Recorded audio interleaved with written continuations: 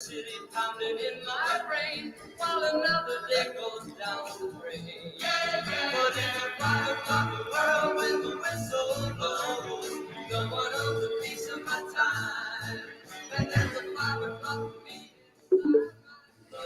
Thinking that the world looks fine.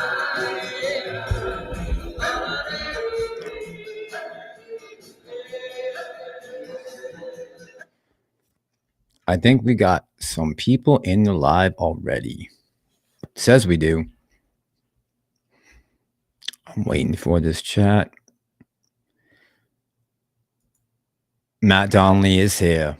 All right. Matt, can you hear me?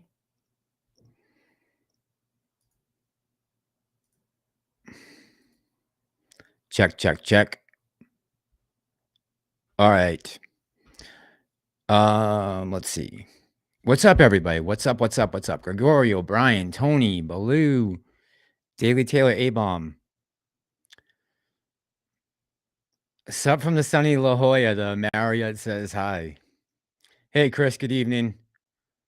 Okay, great. You guys can hear me. Excellent, excellent, excellent. Everyone's in. Carl, Matt, Hammer, what's up, guys? Fishtail, Evolve Radio, Ricky Bobby. Oh, I got 64 in here already. All right. Late Torian, come on, man. Really? Honestly, I've been on the phone. Oh, Richard, what's up, man? I've been on the phone for the last hour and a half. Gravy Seal, good evening. Tony, Dennis, good evening. Good evening. Dave, what's up, buddy? Dave B. Who else we got? Tom Swisher, good evening, guys. J-Spat 2, new viewer. Welcome, man. Welcome. Emerald Jeff. Wow. Okay, Jamie's in here. Jamie, what's up, man? Yeah, sorry about that last night. I needed to I wasn't sure what was going to happen last night, so I didn't want to be caught in anything with that State of the Union address. And now I'm glad I waited. Ronnie, what's up? JP in the house. Dennis, what's up? Dennis Cav Jr. Good evening. Good evening, guys. Good evening. Javi, what's up? How you doing, man? How you feeling? I don't think that we're going to need a moderator tonight. I think we should be good. I'm hoping. Dr. Zeno, good evening. Edward, good evening, buddy. Good and Thrive, the Vineyards. Hey. I'm all right. I'm all right. I'm happy with the call last night. I'm going to say that right off the rip. Let's get some quality DD. Sounds good. Don't forget the truth. You're dope. Love you, man. Thank you. All right.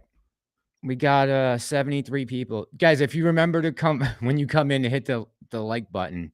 If you can remember. If not, no big deal. Don't worry about it. Maggie, good evening. Chemotherapy was good. Awesome. Good, Javi. I'm glad, man. Glad you're doing well. Gary, good evening. What's up, man? Matt, welcome to the show. Lou sucks. Hey, man. Lou is Lou. I have no animosity towards the guy. I mean, sometimes I do, depending on what he says. But honestly,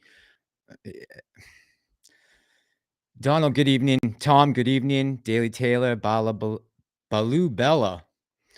Coldwater, Slongwood, good evening. Cold Trickle. Tomorrow is the 3rd, peeps. Are we also? I know that my people are not. Hey, John, I'm going to send you an email right now with the restream. I'm going to send a couple of them. So, guys, bear with me for 1 second. I got to pull this. Let me see. John, can you, oh my God, my phone is on my Bluetooth still. Can you send me your email address?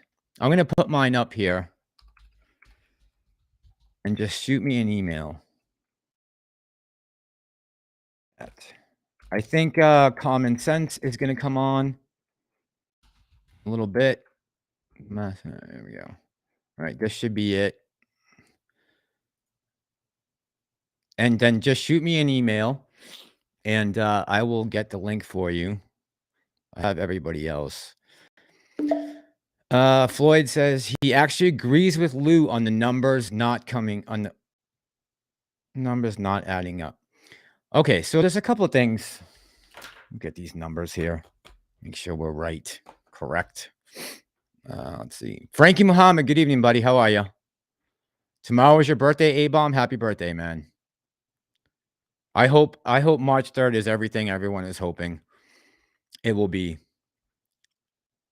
The numbers don't add up. That's the point. Exactly. Justice for all. Good evening. What's up, man? How are you?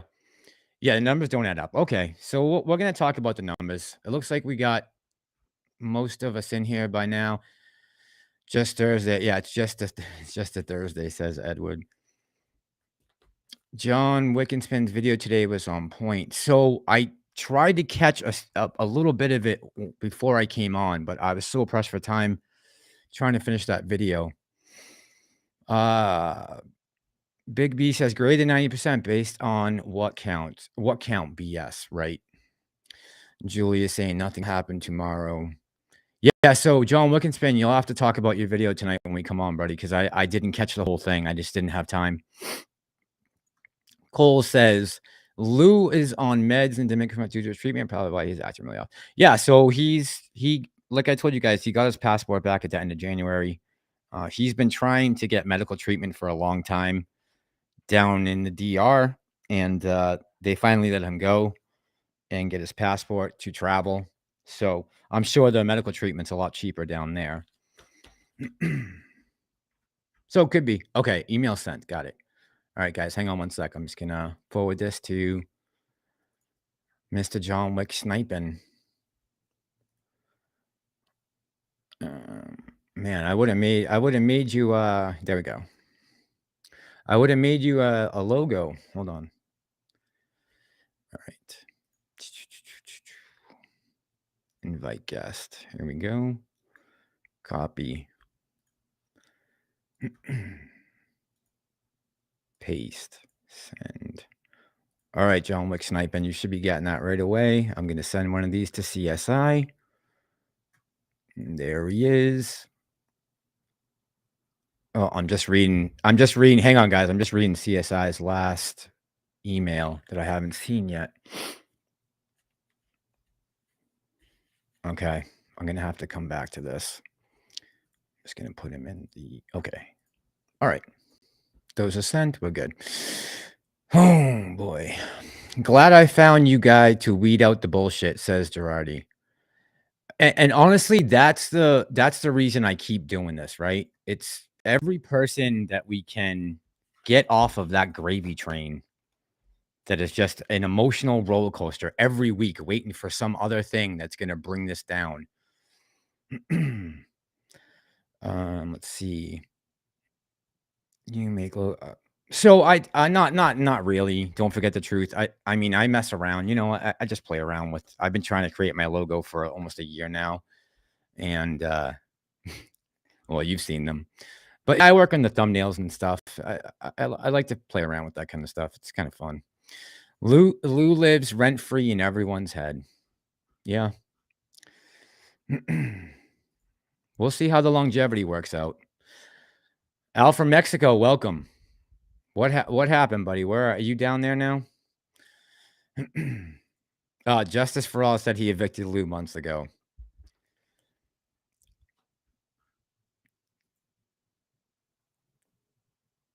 Maggie May, he might be in Puerto Rican, but he lives in DR. Yeah, that's where his house was, right? That's where he got picked up from by the marshals. Galimera. Buona serata, MR Mass. How are you? I'm good, Freedom. Galimera is right. Al is in Mexico. He's in Cancun. I know, seriously. Gary, so I saw your comment earlier about Casey Shaw. Yeah, I will definitely do that. Do you know his contact info by any chance? Oh, there's John Wicksnipin. Hold on one sec. Let me get him in here. Maggie, I don't know what you're saying. Sorry for you. Don't have to be sorry for me for anything. All right, let me get John up here. John Wicksnipin. Hey, what's up? Wait. I got audio from you. Hold on. I don't know why you're not on the screen though. Hold on.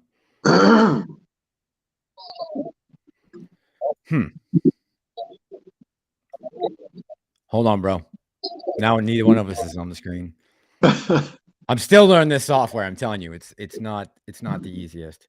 I'm just trying to get you up on the full screen right now, and I can't even do that. I'm trying to just put you on.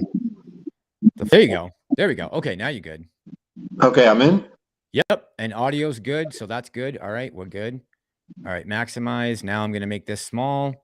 There we go. Now we're on. Okay, cool, What man. Nice, is nice. good, everybody? Massalorian, man. Nice to finally hook up with you, my guy. Hell yeah, man. Definitely. For sure, for sure. I've been wanting to get you on, so I'm glad we got you on tonight. Good a night as any, right? We could talk about a Yeah, bunch of man. things. Yeah. Do you Hey, want to break do you want to break down real quick before just tell everyone your channel and yeah. if you want to talk about your last video maybe just to let people know. Yeah, sure. Okay, so I came on the scene, about a couple months ago, just looking around. I was the average guy, just watching guys like you. I had my few hundred shares, and I was just watching you guys, and I was thinking, you know what? Let me get on. I want to talk. I want to have, my opinion heard. I want to talk about some of, the multiple people that are talking about this stock to just try to figure out, because, a lot of people are out there trying to figure out what are we going to do with this stock? Like, they've been in this play for a very long time, and they're trying to figure out, is this going to just be covered up, or are we going to actually get paid? So I feel like we're in this process now. Today, what I kind of spoke about, was basically yesterday's call, which I know you're going to cover.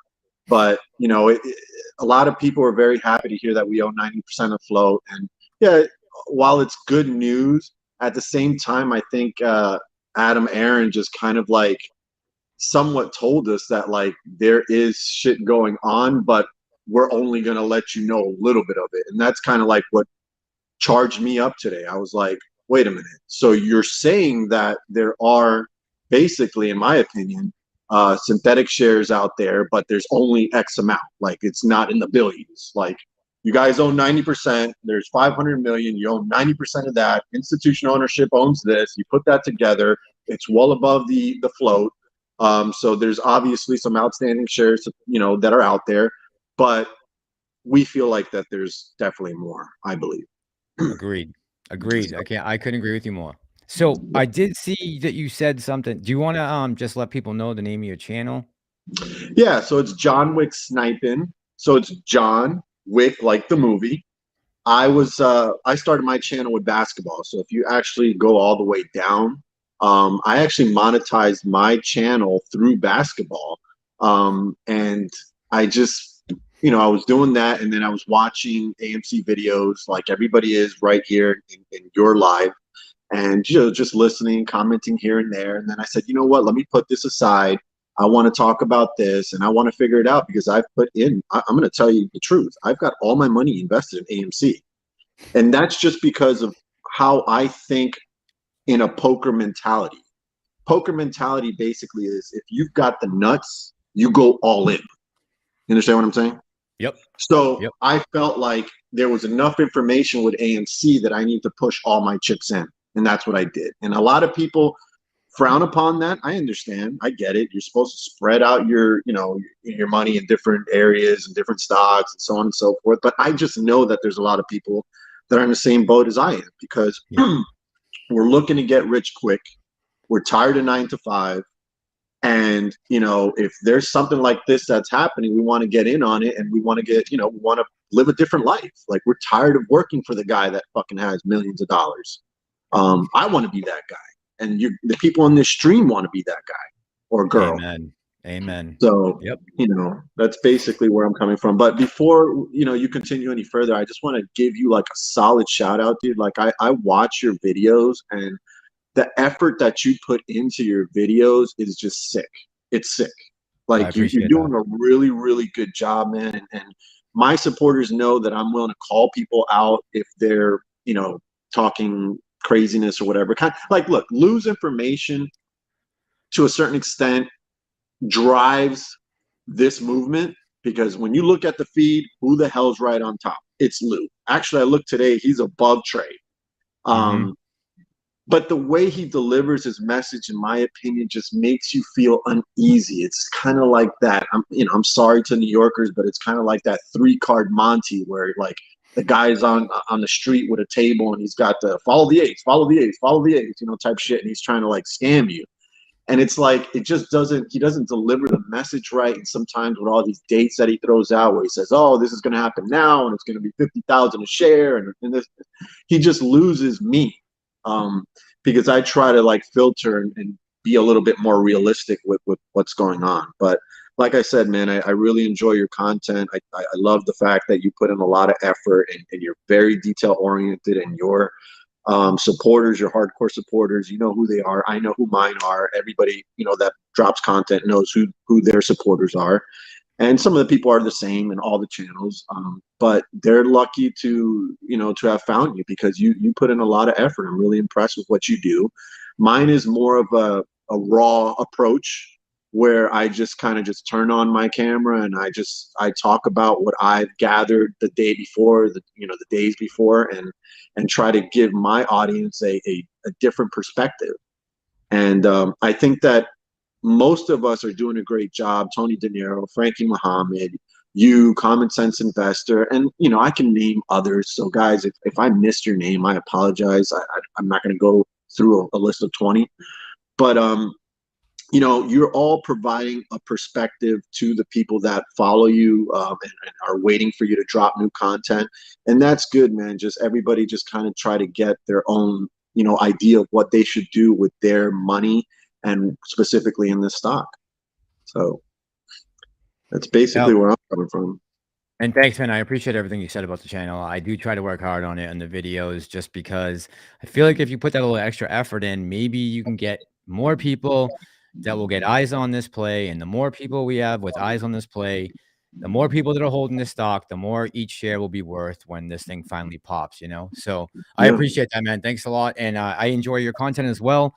I saw your video the other day. I saw the one which was like coming to the truth moment, and I had mine back in December, thinking about when is it going to be time to pull the cord on this and say it's not going to happen. So do you want to elaborate on that a little bit, just for the people who maybe haven't seen that video, who've never seen you? Okay. Yeah, I will. And I don't have a problem with the tough questions, to be honest with you. Listen, I think we're extremely, extremely close right now. Basically what needs to be revealed is the SEC going to do something or not? Are you guys just going to keep pussyfooting and just saying, oh, we're doing regs and we're implementing things and stuff like that? Come on. They know by now. It's been going on for a year. The GameStop issue exploited this. The AMC thing has gotten out of hand. It's time for not only the SEC to step up, but for Aron to fucking step up and say, you know what, share count. Let's do share counts. Let's figure out what's out there. And I don't like the fact that he, I saw him on CNBC earlier today. I got home, I watched Trey was showing that, and again he was presented with the question about naked shorts and all that stuff, and he just dodges it. He dodges it, and I don't want to hear about legalities and all that, because it's funny. Lou did say something that was funny. He said yesterday in his video, he goes, wait a minute. So you brought on Trey on your, you were willing to go on YouTube to talk to Trey's trades, but you're not willing to answer these types of questions. Like you're a CEO of a major company, and you're going on YouTube to talk to Trey, but you can't tell us what's really going on to your shareholders. We're your shareholders. We're your employers. Without us, you're done. You're literally done. So somebody needs to step up, and at this point, because if they don't, then they're basically telling us it ain't gonna happen, guys. So I'm still trying to suss that out at this point. Obviously, this last couple weeks we have seen a lot of things, and I gotta believe that in the next, I hate to give dates, and I know people don't like to do that, but in the next couple weeks, 3 weeks or so, something has to reveal itself one way or the other. Guys like me are holding on when I should probably move on, cash out, because I need this money to do other things in my life, and I just can't keep holding. I just can't.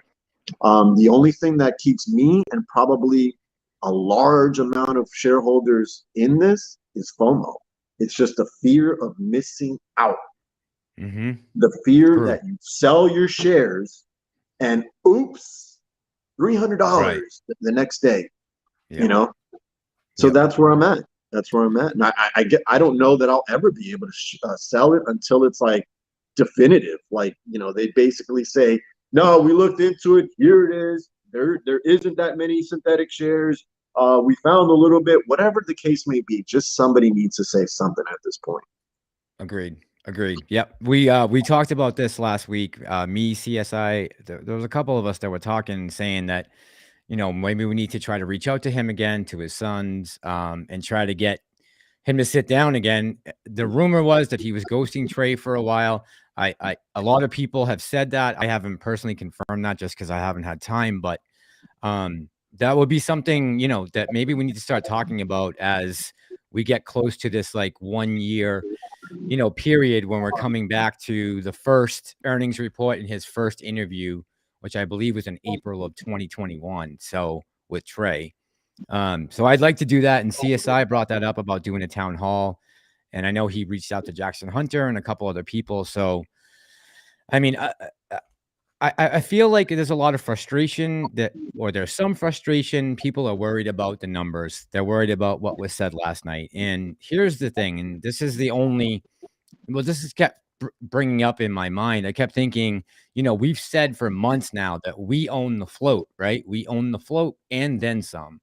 So this 90% number right now, it's like, that doesn't even really matter to me. You know what I mean? Like, I'm thinking that we are so far ahead of the game right now that we're talking about peanuts here, that there's maybe 550 to 587 million shares out there. Yep. If you add up institutional ownership and then what's on the books for short right now, you add in, what we think that retail owns, which is 90%. So you're talking 400 million shares. And we all agree that we've stayed in this play because we believe we have more than the float. So Right. I think he was just being technical more than anything. He's trying to save himself from a lawsuit, obviously. And, I don't blame him. And he's not supposed to say anything. I mean, look at what happened to Cohen, the GM there of GameStop, right? He got a gag order for like a year. So it's like, thank God we didn't have that issue with AMC. Imagine if Adam Aron couldn't talk about anything for a year. Yeah. We could be in GameStop shoes, which has been really tough because all he's been able to do is tweet messages, and then people have to try to decipher what he's saying, So I feel like, and I said this in the video today, I feel like there are a lot of things I have issues with Adam Aron. There's a lot of things he did, especially the shares dropping back in June when we were on our run up. But other than that, don't take this the wrong way, but he's done a good job just keeping us hanging on, just keeping us right on the cusp there. Like, he's implemented something. He's keeping up with the Joneses. We're moving forward into the next decade. I like all that. We got good movies coming this year. They got that deal for 45 days, that 45-day period where it's not going to go direct to streaming anymore. That's going to help with revenue. And I know this isn't a fundamental play. Like, I get that. Yeah, I was just about to say that. I was letting you finish. But as we wait, and this continues to go on, we need to be keeping up. No, it can't, and it should. It can't make the case for the shorts anymore. You can't keep saying this company's going to a penny. It's going to zero. They're going to be out of business. They're clearly taking steps to distance themselves as far away from that as possible. And we're seeing it with the revenue numbers and the earnings. It's just going up, up, up, up, up as we come out of this pandemic. So as we wait, I will take anything I can get in order to keep this price from dropping down, below the double digit, area. So that's the only thing I want to say about that is I appreciate him at least making an effort to do some of the things that we have asked. Yeah, I mean, I'll be at that Batman movie on Saturday. So I was able to get my tickets so that I can get that NFT. So I'll be there Saturday to check out that movie, see how good it is and stuff like that. Look at, I've been into an AMC theater recently. I actually filmed in there. It looked really nice. Like, the company I think is solid. The company's definitely solid, in my opinion. Hey, what's up, CSI? How you doing, bro? What's happening? Hey, finally we meet, man. I watched your video this morning. Hey, good shit. Thank you, man. Yeah, I watch your stuff too, talking about the town hall and all that stuff, man. Who are we going to pick for that? That's going to be exciting. Who would we send for something like that? Obviously. First, I would say we don't send anybody. It's going to be streamed. I'm trying to get to where Massalorian can stream it here, and we all just come here and the select few people would present the case, and either he's there or else we send the son of a bitch to him for him to watch. Jackson Hunter said he was wanting to do one on failure to delivers and the effect they have on our stock price. And we need somebody who can prove that there are naked short sales out there. That's all we need. That's all we need. Speculate. We've been speculating for a fucking year, and look where it's got us. We need proof of naked short sales. Yeah, I totally agree with that, man. I totally agree with that. Hang on one sec, guys. I just want to say, so Julie, just we're in like the first 20 minutes. I just want to let everyone get on. Oh, you froze up, buddy.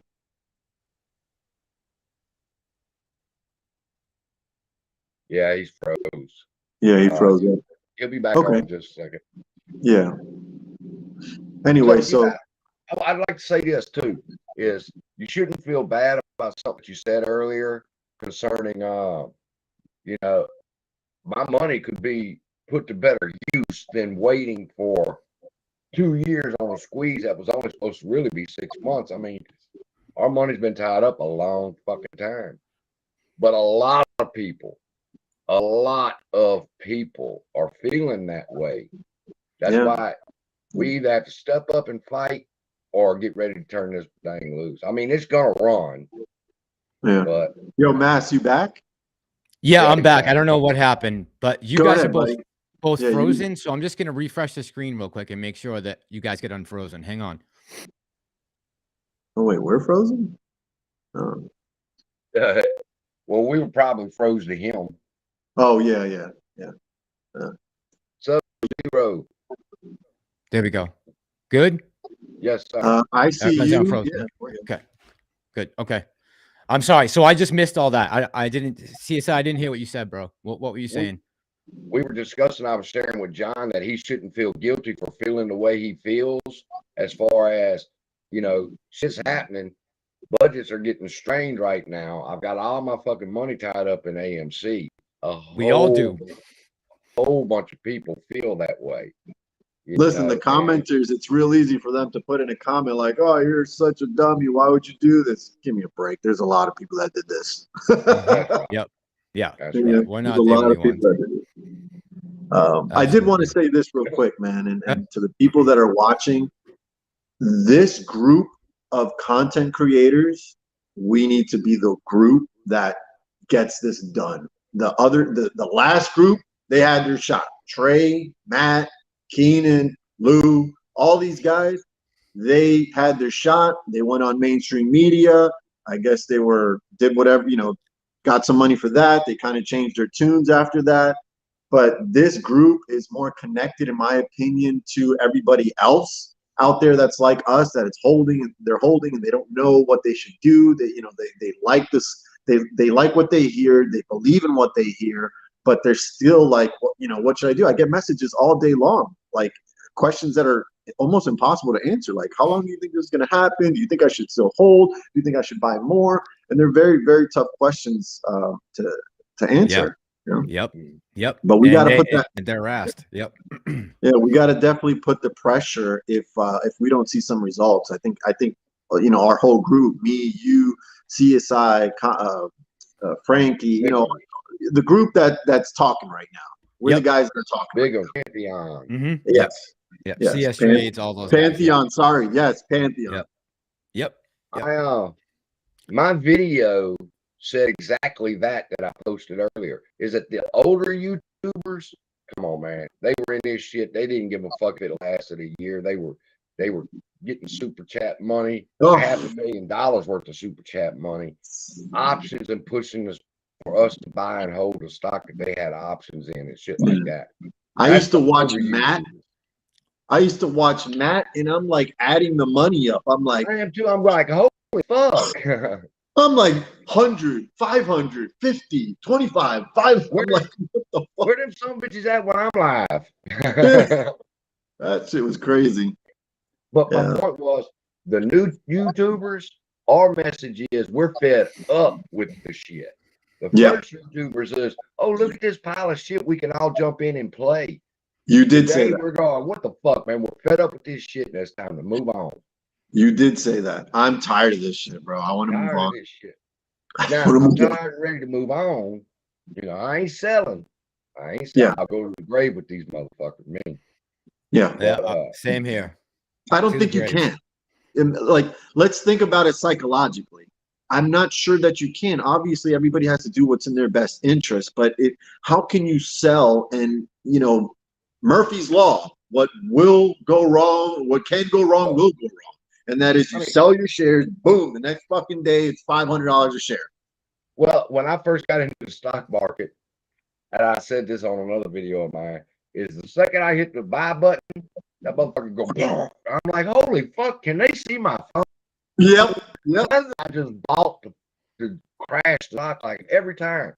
Yep. So I feel the same way. The minute I fucking sell, the next day it's gonna rip $300. Man, So I dealt with that. I dealt with that with the chasing vaccine stocks. I got fucking murdered chasing Inovio, Moderna, NVAX. Oh my! I was getting hammered every time I bought it. Down every time I sold it. Whoop! Every time. So I just want to say what's up real quick. Pantheon, Tendy Time, and ooh, the third person here, and Chad Chatter in the Clifford. chat right now. Yep. So How you just guys so doing? know. Pantheon. If you What's can going hear on? me, can you uncover or have you uncovered beyond a reasonable doubt that there are naked shorts out there? Not synthetics, because I was going to make a video later on, or I might have already said it, but some synthetics are legal. So when we say that there's 100 million synthetics out there, they may be legal synthetic shares, because you can create a synthetic legally. You can also do the process wrong and it's illegal. We need to know, is there naked short sales out there? Did they sell us shares? And Lou said, if that's the real numbers, how are you selling shares today? That's an easy one. Nobody wants to address that. They're scared. Then they'll delist us. Motherfucker, delist us then. I mean, get down to the nut cutting. We're going to show y'all we ain't afraid y'all. Yeah, we got to go balls to the wall with this, you know? Balls to the walls on that. Balls to the wall with this. Like, we have to go all the way. We have to be the guys. I feel like. Sorry, go ahead, John. Go ahead. My bad. No, I was just gonna say real quick. We have to be the guys. Just reiterating something I already said. We have to be the guys, man, because they've already gone through a wave of other YouTubers that didn't get the job done, just took all their fucking money, and you know, they're singing a different tune. Now they're trying to slowly jump back in. Like, hey guys, remember me? I'm Matt Kors, Ape Nation, to the moon, rockets, and all that shit. And we're over here like, bro, we want this shit to be over. Like, we need answers and we need to press somebody. We need to start a movement. You know, your town hall idea is great. Whatever we have to do, we got to get these answers. We can't allow this situation to just turn a blind eye and just be like, oh, well, you know, we don't know what happened. We put in the regs. Nothing came from it. Like, it just can't. It can't be that way. You know, if not, the stock market is Kaputski. Sorry. I'm never putting another penny in there. Yeah, I'm with you on that. I'm with you on that. Whatever I have in there now is staying there until we rebound, and then I'm taking my out. I'll find somewhere else that's legit. Yeah.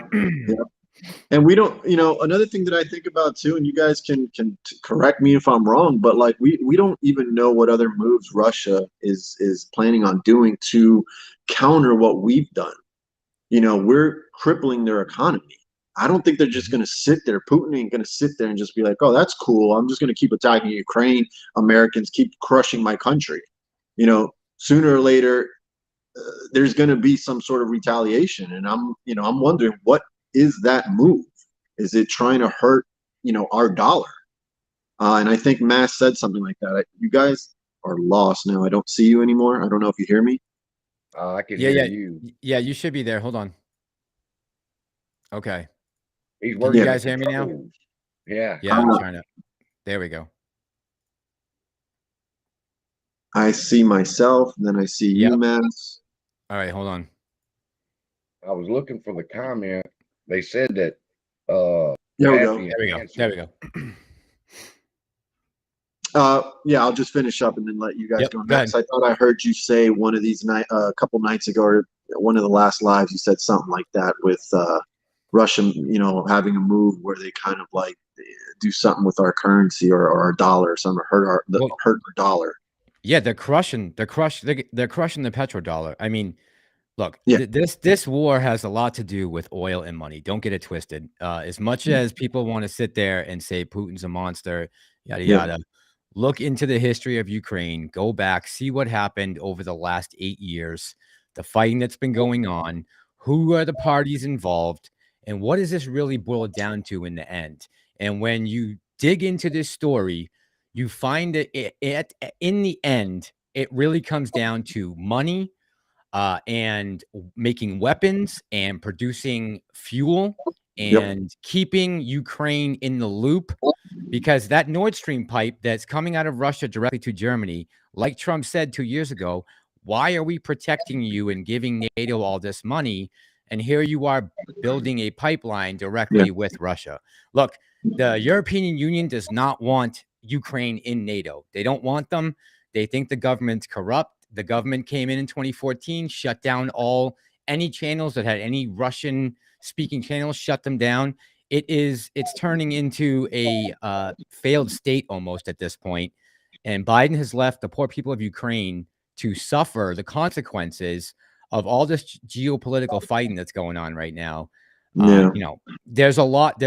If you really dig into it, which I've been doing, it really boils down to money and power and keeping the oil flowing, liquefied natural gas coming out of the U.S., going to Europe. That pipeline would have impeded on all that extra fuel that we're selling to Germany. So, I don't want to take a side on this, but, I'm not saying one side's wrong or one side's right, but saying that if you agree that Putin has somewhat of a right to stand up for his country and his people, and claiming that if you do, you're a fascist or you're some kind of, out there loon bin or whatever, that's not it. And just if people keep listening to mainstream media, you're only going to hear all the talking points they want you to hear. Try to find independent media, guys. Yeah. But let me ask you this in relation to AMC. If Sure. there is a move like that with Russia where they, the petrodollar, like you said, AMC rips, everybody makes their money, it's tied up in banks now, and some move like that happens, and this money that you just made is not really worth as much as it should have been worth. Is that a possibility?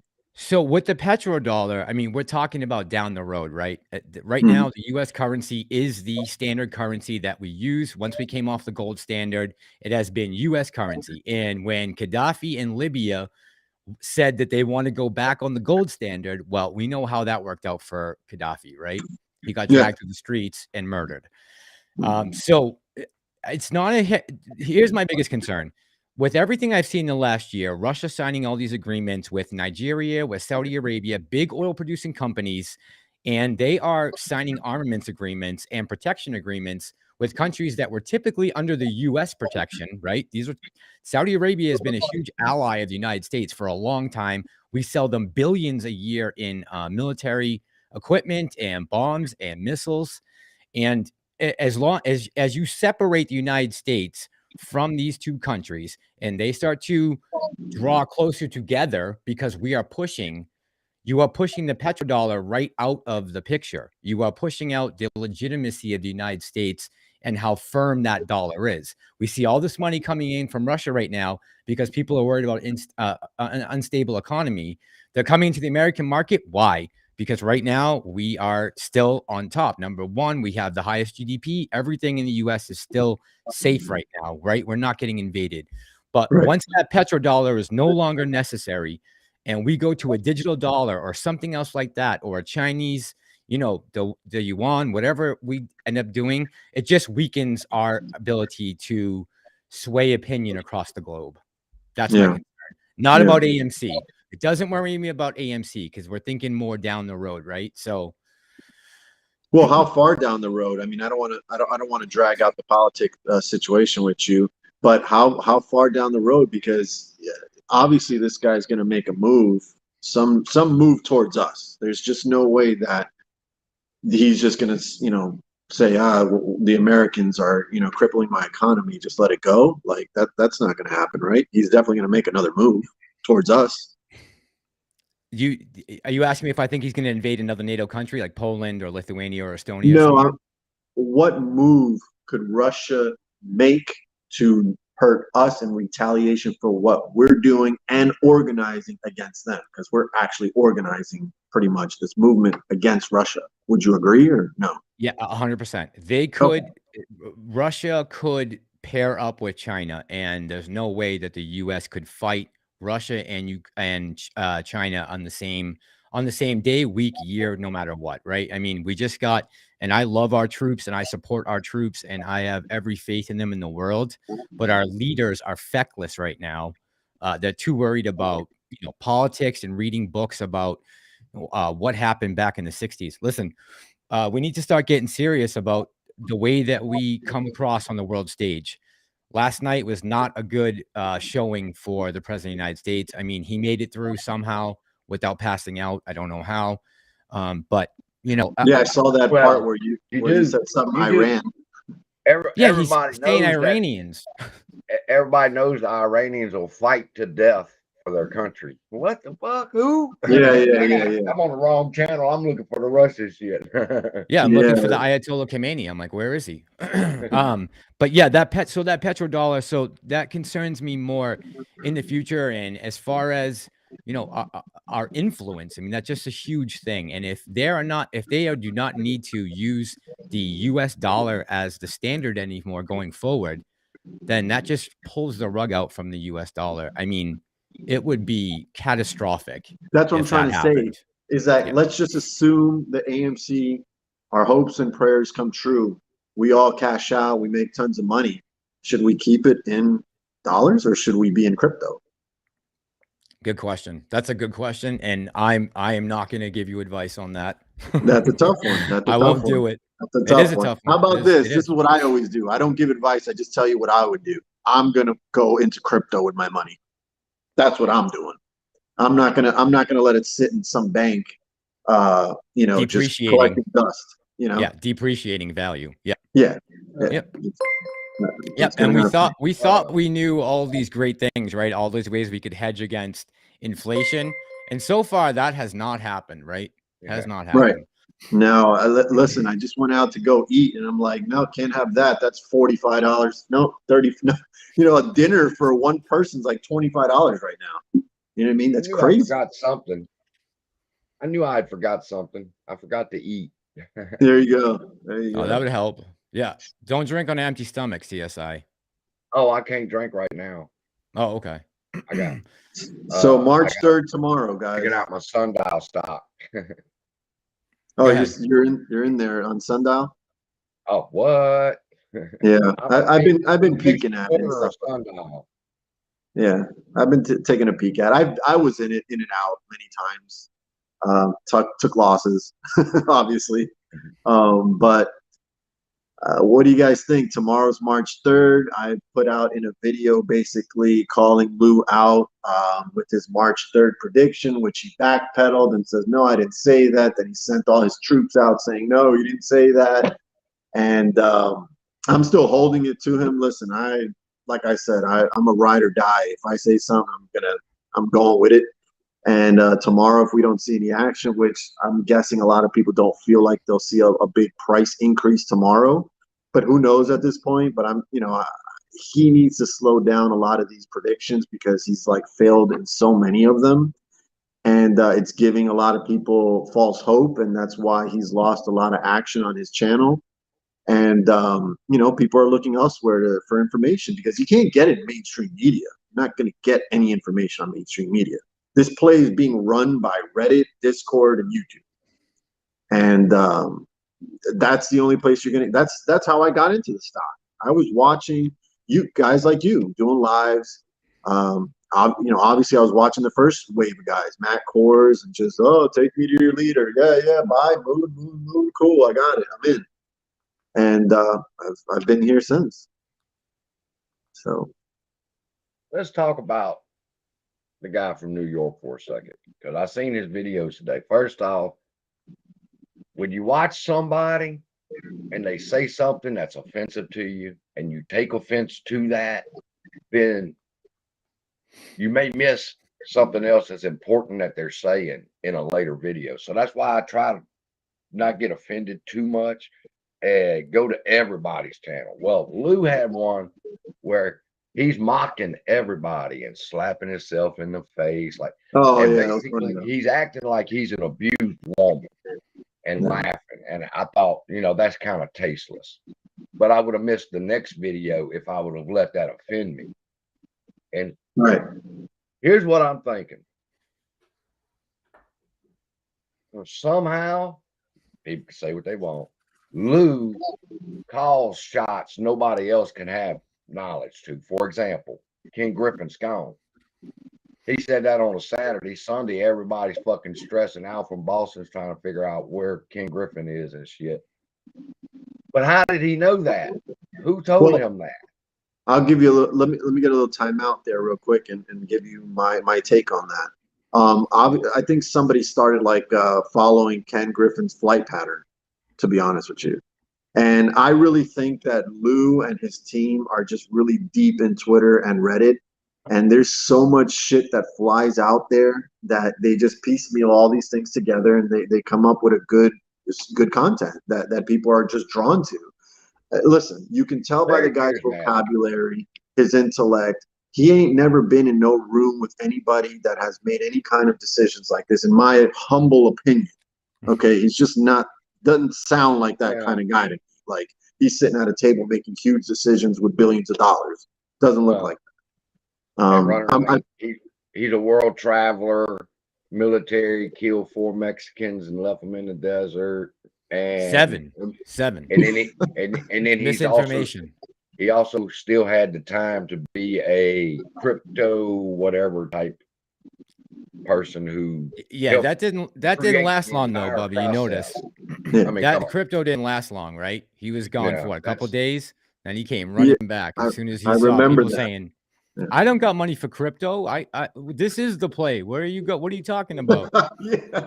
His ass was back in a flash. Real quick, guys, I just want to read this because I don't usually put super chats up, but I'm going to read this. Someone says, BioLife Hemp says, want it to end. It takes 10% of shares held by people to request an emergency shareholder meeting per Kansas law. Get the letter with the only request, share count, company, and vote. Game over. I'm sorry. Company has 30 to 90 days to hold meeting and vote. Game over. Does anyone know anything about that? Can you bring that back up on the bottom so we can all read it too? Yep. Hang on one sec. And if anybody in the comments knows anything about this, please comment. This chat is crazy, man.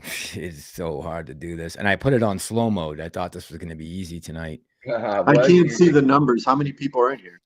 341 right now. Nice. You're starting to get huge. I like it the way it is right now, man. I like this, being able to answer my commenters, being able to do live streams with everyone. This is the way I kind of like it. Yes. I just want that AMC money. The one thing that I do give any AMC content creator, whether I like you or not, you are actually putting in work. Because to put out a product and follow everything and study and make sure you're going to cover a topic a particular way that you see it, it's a lot. I'm on this now 24/7. You know what I mean? Like, I'm answering. You have to answer every commenter. Yeah, you have to be. Yeah, I was surprised I saw your comment tonight, because usually it takes me forever to get back to comments, and then I happen tonight just go right on it, and I'm like, oh man, this is really weird because this never happens. I'm never right on the comments, and I saw you on there, so I'm glad, because I had reached out to you before on your comment section, I think, of your videos. That one time that you had a live, I was literally laying in bed, shirt off and everything. I was just like, nah, I can't go on live like this. It's all good. It's all good. All right, I got to find that chat. Can you guys keep talking for a second while I try to go back to find that super chat? Damn it. Get him, CSI. What I'm curious, I couldn't find it on Twitter. this individual named Blue Ice or Blue Eyes, whatever he goes by, made a statement of we needed to redo our numbers. Does anybody are you familiar with that tweet? No, I've been following the other goon. I think his name is Elk Spaghetti or something like that. I haven't gotten to Blue Ice yet. Yeah. But obviously they're trying to corner the message right now on YouTube by starting Yeah. a New York team or whatever the hell they're doing. He put out a tweet that said that something bad had happened and AMC shareholders need to reconsider their numbers. Right there, I was like, what the fuck? Who is this guy? You know? And because he don't know what my numbers are to be telling me I need to rethink them. So, right. Well, numbers are popular right now. It's a popular topic. You start talking numbers and everybody's ears perk up. Like, what? What'd you just say? 500, 1,000, 5,000, 10,000? I think a lot of that has to do with fear. People want to know how high to go because they're scared that they're going to miss. You know, if I sell at 300, will it go to 1,000? If I sell at 1,000, is it really going to go to 10,000? And let me tell you, nobody knows how this is going to go. I've only been in one crazy moving stock like that, and I've said this in my videos. I don't know if you guys have watched it. I was in the Kodak play, and the reason why I got into Kodak was I was sitting on my couch during the pandemic watching Trump's briefings every day at like, I think it was like 4:30 or whatever. All of a sudden, I'm sitting there, and all my money's in Inovio Pharmaceuticals. And all of a sudden, he comes up to the podium and he goes, yeah, we're about to give $600 or $700 million to Kodak.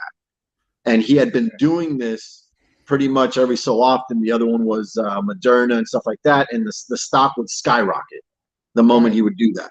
So I went in after hours. I dumped all my Inovio. I bought all Kodak. He gave them $600-700 million, and the stock just went. I got in like at 11. Before I know it was 18. Opened up in the 20s, went up to the 30s, 40s, 50s, 60s, halt.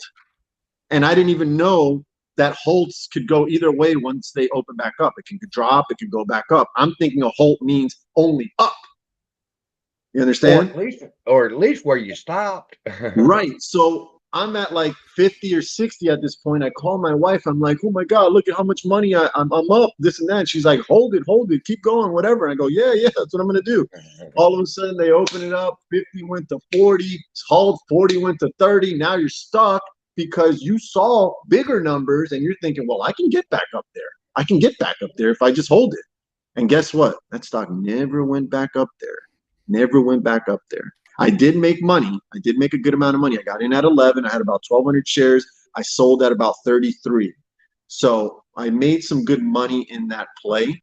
But the point of what I'm trying to say is that if this goes down the way we think it's going to go down with halts and stuff like that, that is going to be the biggest stomach check that anybody's ever going to experience in their life.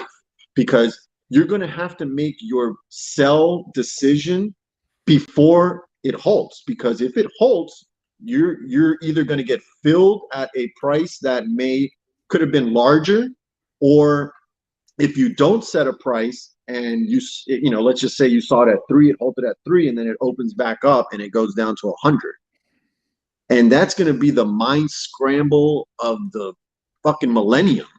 That's why I was saying most people, when they ask, well, how high do you think it'll go? That's exactly the reason why. They want to know, you know, when should I get out this motherfucker? All right, real quick, guys. I got to break in the chat. So going back to that question that was asked earlier about the state laws. So Cole's asking, can you please ask the chat if there are any other states that have a share count law like Kansas may have? So if anyone in the chat knows the answer to that or can look it up real quick while we're on here, that would be interesting to find, because I didn't know about that law in Kansas myself. That's the first time I've seen it was in this chat. So that's interesting. If we have that kind of sway, I would like to. All right, here we go. Here's BioLife Hemp. Let's see what this says. Cole's correct. I said what is needed in Kansas. The state AMC is incorporated. I get that right.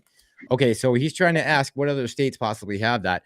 All I care about right now is Kansas. That's what I want to know, because if that's the case, and we can demand a meeting, we can narrow it down 50 states and say we got to focus on Kansas. We don't have to focus on Texas law. I mean, Kansas is where we're interested. So, right, yeah. right, yeah.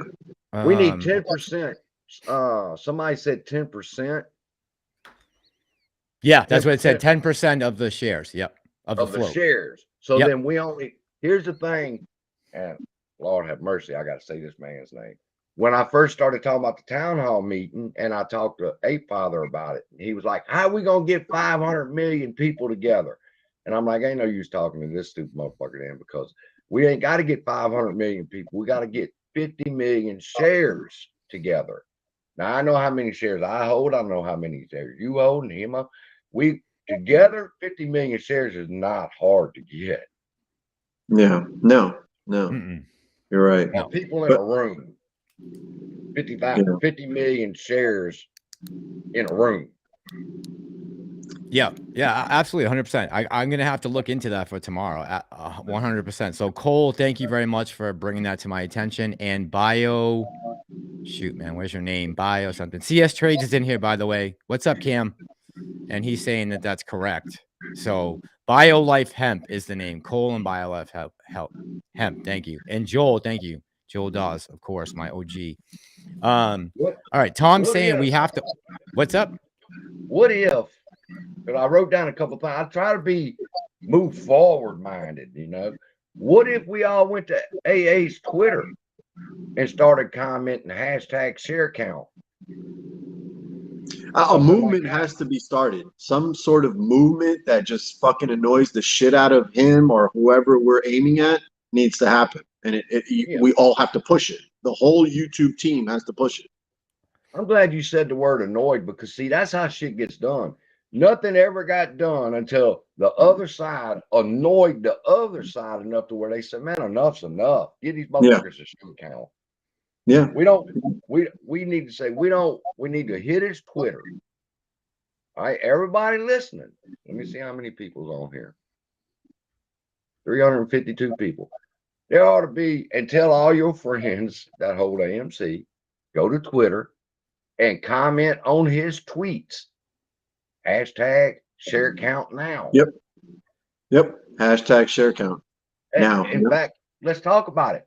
Let's make it even better. Hashtag AMC share count now. Yep. I'm down with that. I'm down. I'll push it. And make it start.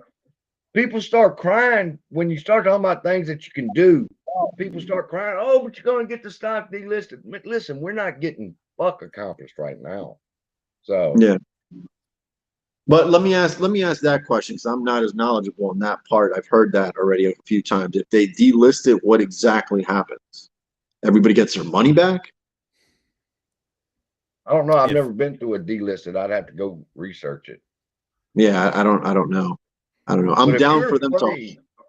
If you're afraid for your life, you're not going to want to fight in the war. So yeah. If you're afraid, I mean, if you're worrying about delisting, then this might not be the place for you, because we fixing to piss some people off and start annoying some people. And if motherfuckers don't like it, I'm sorry. But it's time for us to find out what's going on with this stock, get this thing moved forward now.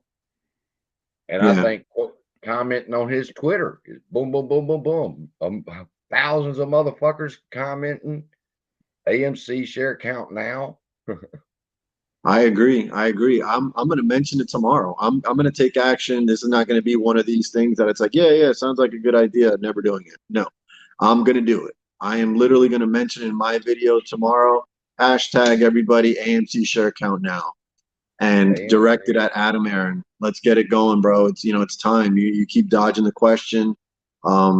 We got to figure it out, because it's not right. It's just not right. Like, that the community has this question on their mind. Is there something going on with this ticker? Yes or no? And they won't give a clear-cut answer. So, it's funny. Just want to mention this real quick yesterday, and I said it in my video. I actually started talking to people in the metaverse.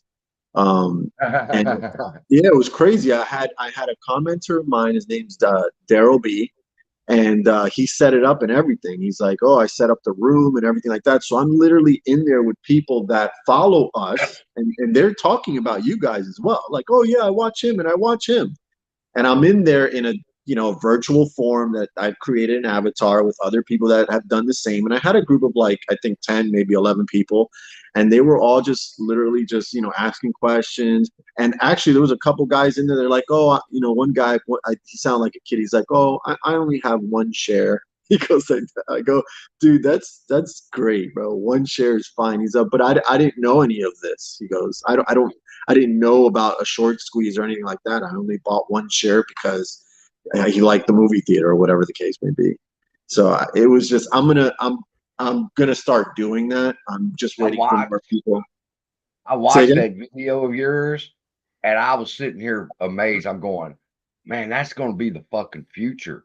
We're talking about a town hall meeting here on YouTube, but I mean, 5 years from now, a majority of people's going to have Oculus, and you can go into the metaverse and have a fucking town hall meeting, and Adam Aaron could be there with it. I mean, there you go. What's coming into the future is amazing. I actually, it's funny you mentioned Adam Aaron today. I actually sent him this direct message on Twitter. I said, you need to start planning to put the movies in the metaverse. So for instance, Batman is coming out this weekend. I know they've had previews or whatever, but it's coming out this weekend. A week later, you can see it in Oculus and maybe charge a little bit more money.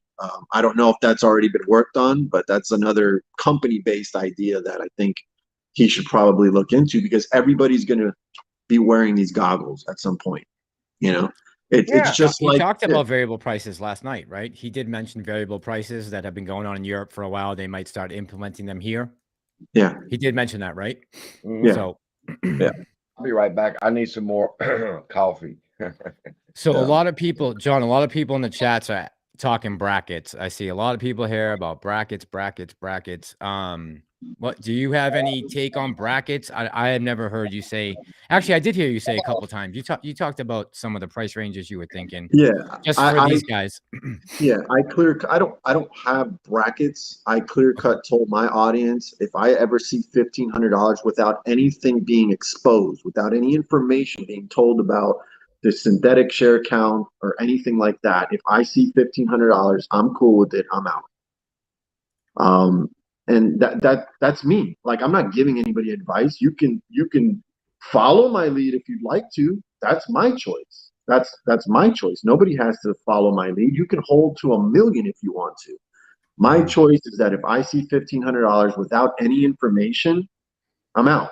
Thank you very much. It's been nice. I love you guys and everything like that. My channel will transition in another direction, probably poker, but that would be it. But based on brackets, the only thing I can say with respects to brackets is, even if I sell out at 1,500, I'm still going to hold back a certain amount. So if I've got 500 plus, I'll probably sell 400 of it at 1,500 and keep 100 and just let that ride to wherever it's going to go. And that's what I'll do. And I'm not going to suggest that to everybody, but I think that's a greater plan than any. You know, get out at the price you feel comfortable getting out at, but just reserve some for that, you know, that possibility. So that's where I'm at with it. So I got to step on this real quick, because this is what I'm talking about. So this, I'm not sure if I'm pronouncing this right, but Shema, I'm assuming, says, you guys know more than we do. We follow you guys. I'm new at this. So, and I try to do this with the live streams and the videos for new investors, because I know there's a lot of discrepancies out there across the YouTube world. There are a lot of people who are just in this to make money on their YouTube channel. There are a lot of guys who are actually apes who are holding this stock, or retail investors, or whatever you want to say that we are, this group. But Shema, the brackets are, I mean, I don't even know where that word came from. I don't know where that whole terminology and discussion started, but you know, brackets are basic. I mean, we're talking about, when are you going to sell, right? That's what you're asking. When are we going to get out? And what I would say is, after a year now, we've had enough time to build up our position where we're going to be able to exit at different times, right? Some people are going to get back their original investment and then maybe hold the rest till they see numbers they like. Some people might wait till we hit 4 digits and won't sell a penny below. Everyone's going to be different. So for me, or I mean, for these guys, it's different. I don't tell them what to do, but at least on my channel, what I'm trying to do, I don't want to give any brackets. I don't want to be discouraging or too encouraging. And then God forbid that day comes and you're there waiting for 1,200 a share or 1,500 a share. And, you know, we never come close to it. And guess what? You're left holding the bag. So I try to stay away from that. Right. Or it gets to 1,100 and you never see the 1,500. Exactly. Right. What's up, for Mr. me, Brandon? it's just a number that I'm aiming at. But obviously, you're going to have. We're not in game day. That's the problem that everybody doesn't understand. We're talking about Monday Night Football on Sunday. Like the game hasn't taken place yet. This is going to be totally different on game day, and it's going to pretty much be every man for himself. I guarantee you, there's not going to be like a guy out there like, all right, hold the line, everybody. It's at 500. No, there's going to be people making moves. There's going to be people that are fine that have 100,000 shares and they see $500 a share. They're getting the fuck out. You know what I mean? Like that's really going to happen. To go back to the brackets thing, and I did see a commenter say that Lou started the brackets. I think I would give him the credit for that. I think the bracket thing came from him. Yeah. No, Lou was the first one to talk brackets. He was or no? Yeah, he was. Yeah, he was the one that talked bracket. And then I have a guy that messages me on Instagram a lot. Cool guy. I don't have no problem with him. But he basically showed me his brackets. And basically the way he broke it down is if he has 1,000 shares, he's saying that 100 of my shares are out at 300. Another 100 are out at 500. Another 100 are out at 800. Like that's his brackets. That's what he defined as his brackets. So I don't know if that helps anybody or anything like that, but who knows exactly what that meant when speaking of brackets. I think it's just a good way for someone like Lou to kind of give a wide range of numbers without committing to one, if that makes any sense. You understand? So yeah, you can do some at 300, you can do some at 500, some at 800, some at 1,200, some at 2,000, 10,000. So now you're not really committing to a number. You're basically saying, hey, I did say you can get out at 1,200. You know, it's just a lot of play on words, I think, in my opinion. You're going to have to do, you know, what's in your best interest on game day. We're not in game day, and it's almost impossible to figure out how this is going to play out. I was trying to explain that earlier. I said, oh, go ahead, CSI. I talked to Phil, and Phil said he had a prior obligation he had to take care of. Right. Yeah, that's correct. Yep. I did say it. I just emailed her that. So this 172, this comment here from Chris Enoch Hayes. Hold on, I'm going to pull it up. And I'm just curious, where Chris did you get this number from? As soon as my computer picks this up. Hang on one second, guys. I'm telling you, Mass, I could never do this shit, bro. Seriously, good job. I could never do this. Never. Everybody who's watching us, what this guy's fucking doing right now is not easy. It's not easy. It's not easy. Okay, so Chris is saying 100 and retail owned makes institutions 172 million, 10%. 1.72 B. Okay, so 1.72 billion shares. And Chris, where are you getting that number from, bro? Where do you get that 1.72 billion shares? I'm just curious. Yeah, because I've seen some crazy numbers, but let's talk about the numbers real quick. Hold on one second, CSI. So, okay, I'm sorry. Dennis, let me just get this straight. We're not talking. You know, if people come in at the last minute and you're not paying attention, this is what's going to happen. So we're not talking about brackets. I was explaining to a newer investor why we don't talk about brackets. And then I asked John and CSI to elaborate. If you've ever been in my channel before, I don't think I've ever said brackets in my life, unless it was about March Madness. So yeah, we're not talking about brackets here. Yeah. And I just want to say something real quick about commenters, because we all have our channels and we all have these great people that support us that are like they're immediately a video drops, yo, good job, keep going, this, that, and the other. But then you got a lot of the dickheads. And you know they're a dickhead right away when they go right to insults. Like, I don't even know you. Why are you insulting me already? Like, can we talk before you start calling me an idiot or what the hell are you doing? You don't know what. Like, can we talk for a second? Because at that point, I'm thinking you're not. You must be a bot or some shit like that. Because like, I don't start off talking to somebody like, "Hey, you're an idiot. You're an asshole." Because you said X, Y, and Z. Like, what? Just say, "Hey, you're incorrect in what you just said." So we're all having to deal with that. We will probably deal with it even more as this play comes to what we want it to come to, because the powers that be could be sending guys out, digital soldiers out there, to kind of infiltrate these comments and try to like fuck with people's heads and stuff like that. So to the content creators, you guys, as well as any content creators that are watching us, just be calm. Don't let them do their thing, man. Tony De Niro yesterday, he hit me up. He's like, "Oh, there's some guy named Vader talking." Well, he calls him Vader, and I'm not going to repeat his name because I promised Tony that I wouldn't talk about his channel. But Tony calls him Vader, and I literally go to his channel, and this guy like pulled up his laptop and starts going through our videos for like an hour long, and he went through one of my calls to Citadel.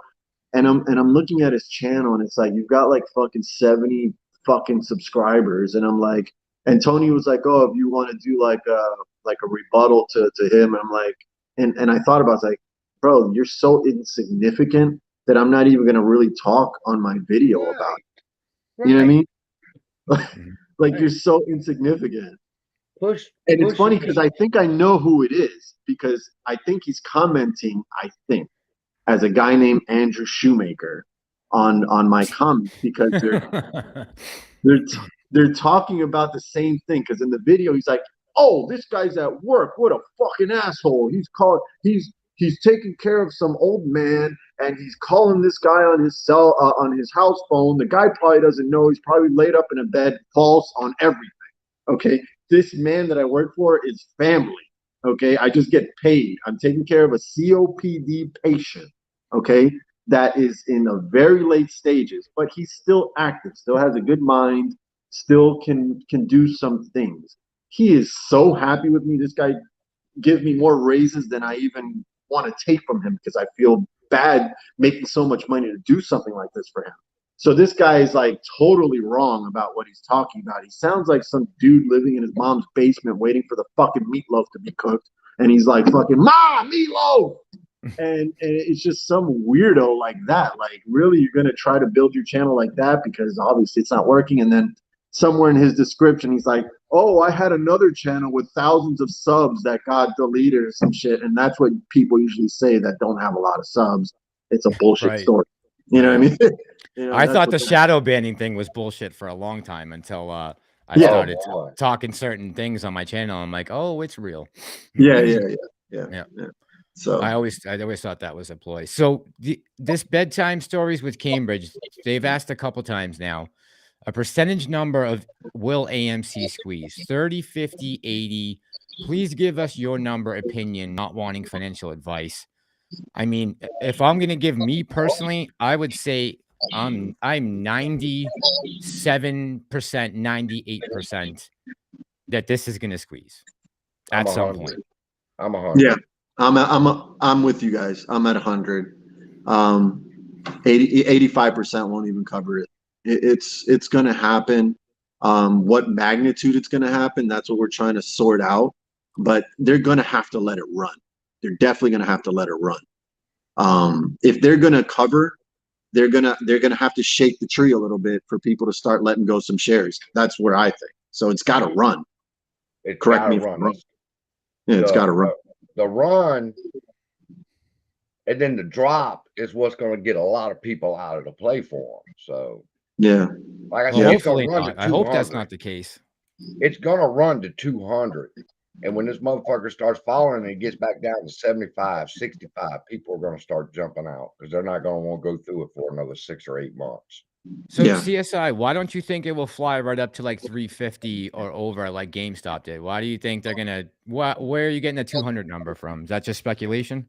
No, I get the number, and a lot of people, when I started putting the number out there, they were saying, "Oh, you saying that because Lou said it?" No, Lou said it, but he doesn't have any tangible evidence. I, on the other hand, come up with 200 to 300 is the first stop on the squeeze because of the prior algorithm patterns. They run up from $1.91 to $7, $1.91 to $7, $1.91 to $7 to $20, back down until eventually it ran up to 72. So $7, $72, $720, $7,000. That's all. That's the markers that I believe. And I believe the first stop is going to be from, which I made a joke about it on my channel, 25, 35, 45, 50, and then the next day you wake up, it's going to be 200. All right, so let me ask you this, because Movie Mang 80 says if you hold, it doesn't have to stop at 200 or anywhere. If you decide it's worth 1,000, that's what it's worth. If you decide it's more, it's worth that. So I've always had this issue with this managed event thing, because I don't know who out there is going to manage my shares besides me. I hope no one else, but how do you manage 4 million separate individuals with all different kinds of scenarios and prices and amounts of shares? How do you manage something like that? Well said. Coming over in a minute. Well said. There, you can't. You cannot. You cannot. So all this talk about the managed event, like, yeah, they're managing parts of it, right? So that's possible behind the scenes that they are allowing some things or not allowing other things. I mean, guys, how much DD do we have to do to show? Bubby, do you have like the volume on in the background or something? No. Do you hear feedback, John? I got my volume off. Oh no, I think he hears your TV in the back, CSI. Oh, CSI, is your TV up? There we go. Oh, there we go. Nice. There we go. Much better. Much Not anymore. Okay. Okay. So, oh, the real Lou is in here. Lou, if you want to come on right now, man, I will. I'll send you a link for the email. Yeah, Tony said someone's TV. Okay, so I'm sorry. So what was I saying? Oh, the managed event thing. Yeah. So I don't know who's managing my shares besides myself or John or CSI or anyone out there in the chat. I don't know how they're going to manage everybody. There's only so much they can manage on their end. Now, what we are going to hold to is whatever number you feel comfortable getting out at. And that's something that they can't manage. They would have to do what was done in the past, which is taking away the buy button, which, you know, the big guy helped us with back in November, saying stop buying AMC because we're just creating more money for the brokers. That didn't work out so well, right? We dropped down from 40 to 18. So that clearly wasn't the way. And we learned our lesson from that. That was probably my biggest gripe with him in the last 3 months, besides the video where he went into the AMC theater and said dead business model. That pissed me off. But it was really at Thanksgiving when he said we need to stop buying, because now you're basically you're giving away the buy button. The one thing that they had at their advantage back in January was their ability to remove that. And now we are voluntarily giving that up by saying, okay, we're not going to buy anymore. I mean, look, they had to go to that extreme to stop the squeeze back in January. Well, what do you guys think about buying right now? You think it's still a great idea, right? Still buy when you can? Down under 20, yes, yeah. Of course. Yeah. Somebody it's was just how tapped out are you? Yeah, no, I know. No, there's no more powder. I get it. But there was somebody that was commenting on my page, I think today, saying something like, if you you're buying synthetics that they're using to short again or something like that to keep the price down. What do you guys think of that? That they're buying synthetics to keep the price down? They're using synthetics to keep the price down? Yeah, no, like retail, if you keep buying, you're buying synthetics that then they, I guess, borrow to short it back. Go. Stop. Prove that statement. Can't. Say, then we shouldn't say that statement. Because here's I'm only repeating the commenter. It wasn't my statement. This is the commenter that said that. Nobody, as of right now, everybody has one thing in mind. there are synthetics or naked shorts. All right. Nobody has proved that. Now, if I was on the prosecutor side of it, I would say that the fact of naked short selling is a myth, or else they could not sell you shares today. You cannot sell me a share tomorrow that don't exist. So if they selling shares, there must be shares. Or Every somebody- call that I've made to brokerage is whether you want to give credit to the guy I'm talking to or not, because I know a lot of commenters don't.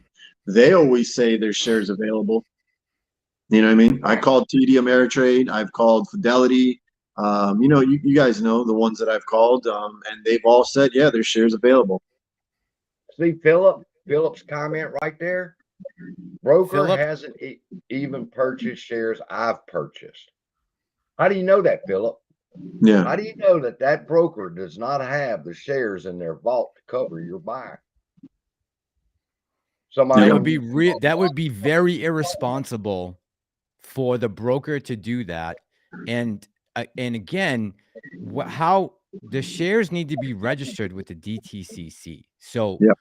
anything transaction that is done like that, especially if you're using Fidelity, Active Trader Pro, or one of the other non-PFOF brokers out there, I mean, guys, that would be so unbelievably irresponsible. Like that's my 5 point. times taking away the buy button. That's Yeah. my point. That's my point. They took away that buy button. Listen, they took away the buy button. People are waiting on margin call. The rip happens before the margin calls. That's what most people don't understand. They holler, we need margin calls. No, we need them to start closing their short positions. That brings the stock up. And once the stock starts moving up to the $50 range, that's when the calls come in. The stock's not moving up because of the call. The call comes because the line moved up. Let me ask you guys this question, and I'm sure this is on a lot of people's mind. I've been trying to get the best answer to it. What move can the hedge funds find to get out of this?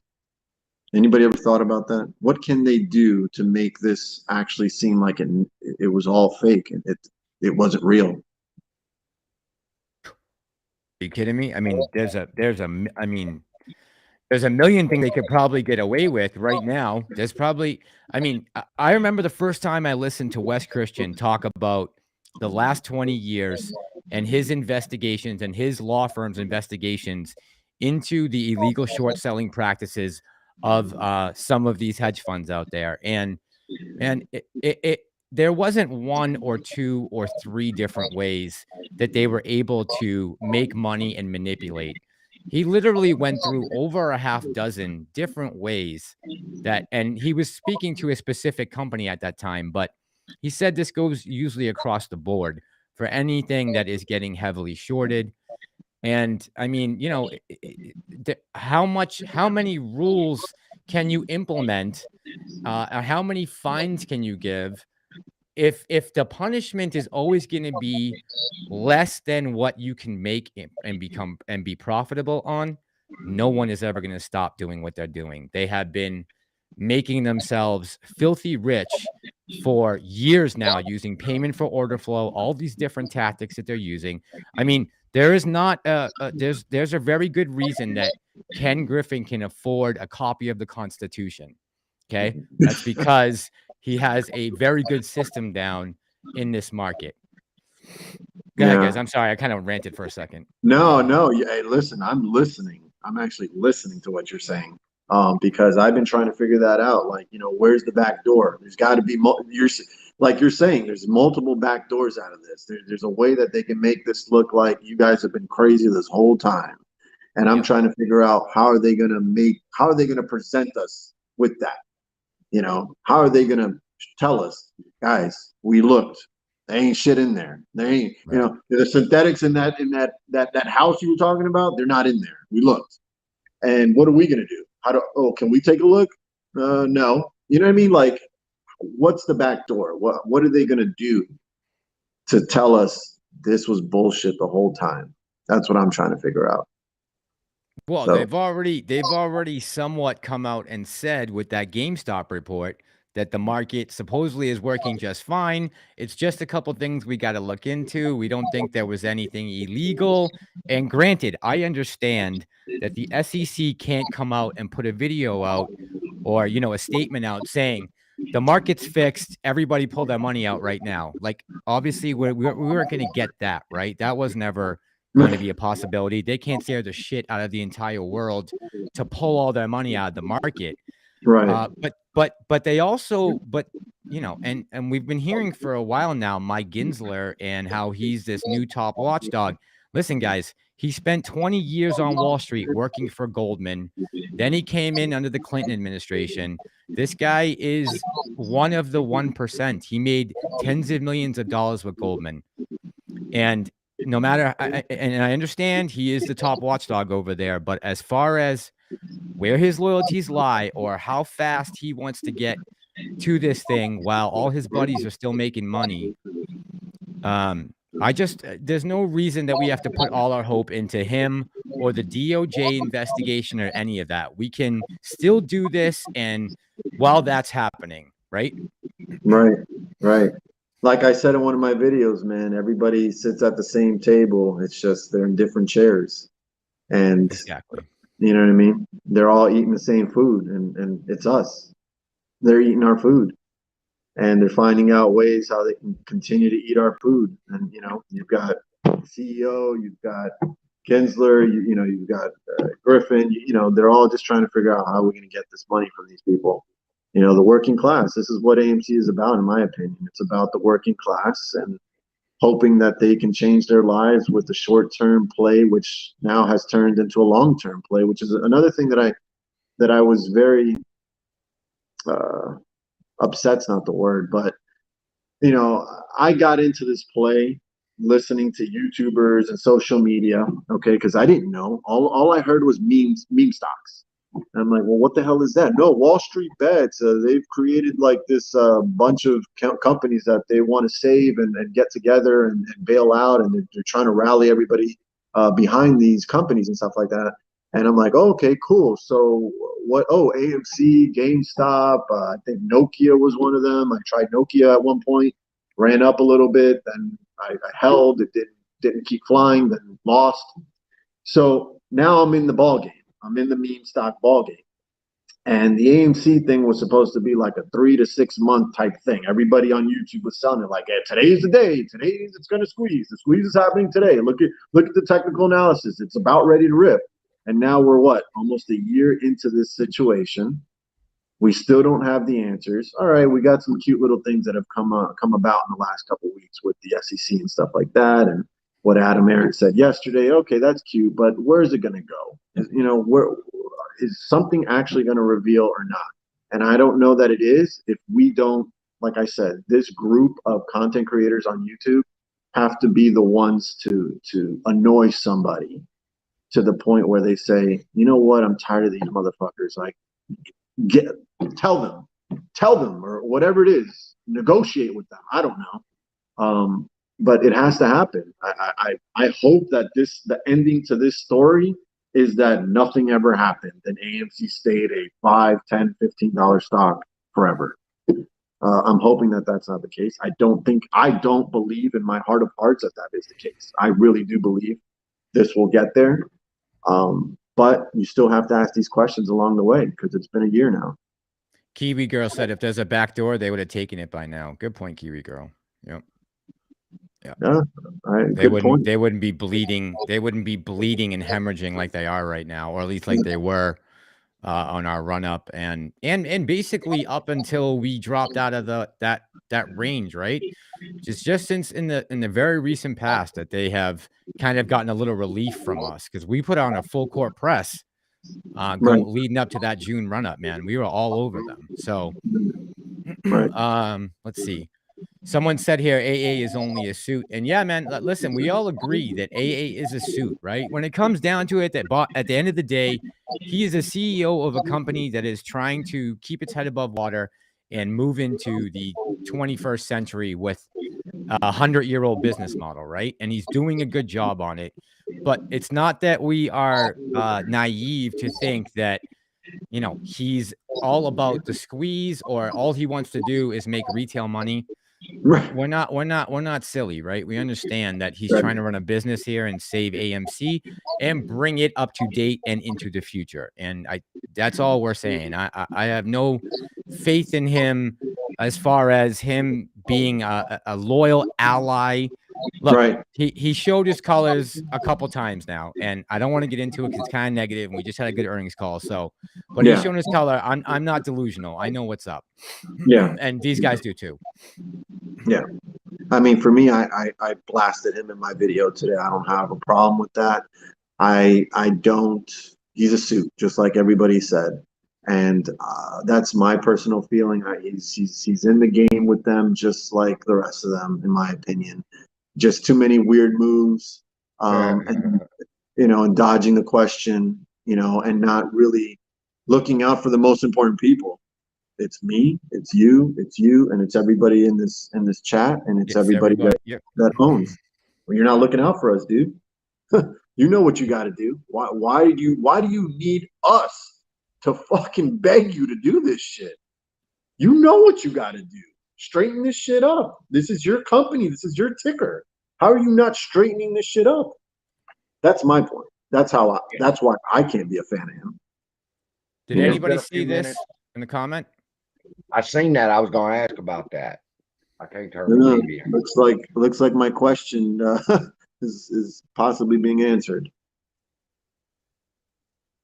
I got a comment earlier in my comments of one of my videos that somebody, the city they're in, the ATMs have shut down. So in the United States. Yeah, and I commented back, what state are you in? Where are you at? But I haven't received a comment yet. Well, I don't know how many of you guys have Chase, but when you log into Chase on your phone, on the web browser version, it literally has a message like that says, due to the conflict in Russia and Ukraine, yada, yada, yada, the market volatility. Like, it's like a warning, like, listen, if your money disappears, this might be the reason why. Yeah, if your money disappears. And this leads me back to the question I was asking. Like, once Russia makes their move towards us, which is likely to hurt our economy, what's going to happen? Like this, like I said, man, this shit is really, really crazy. I don't know that I can leave my money, especially if AMC does reach the potential that we hope. I don't know that I can leave it in a bank. I just cannot leave it in a bank. I'd be fucking crazy to do that. Real quick, let me just comment on this comment. How much are we certain they're still bleeding? That's not what I said, Dan. I said that they were bleeding heavily on the way up on our run in June, and they were probably bleeding all the way till, I would say, late October, early November. Once we dropped out of that $50 range, they probably got some relief, right? But that whole time between the 1st of June and the end of the summer, they took a whooping.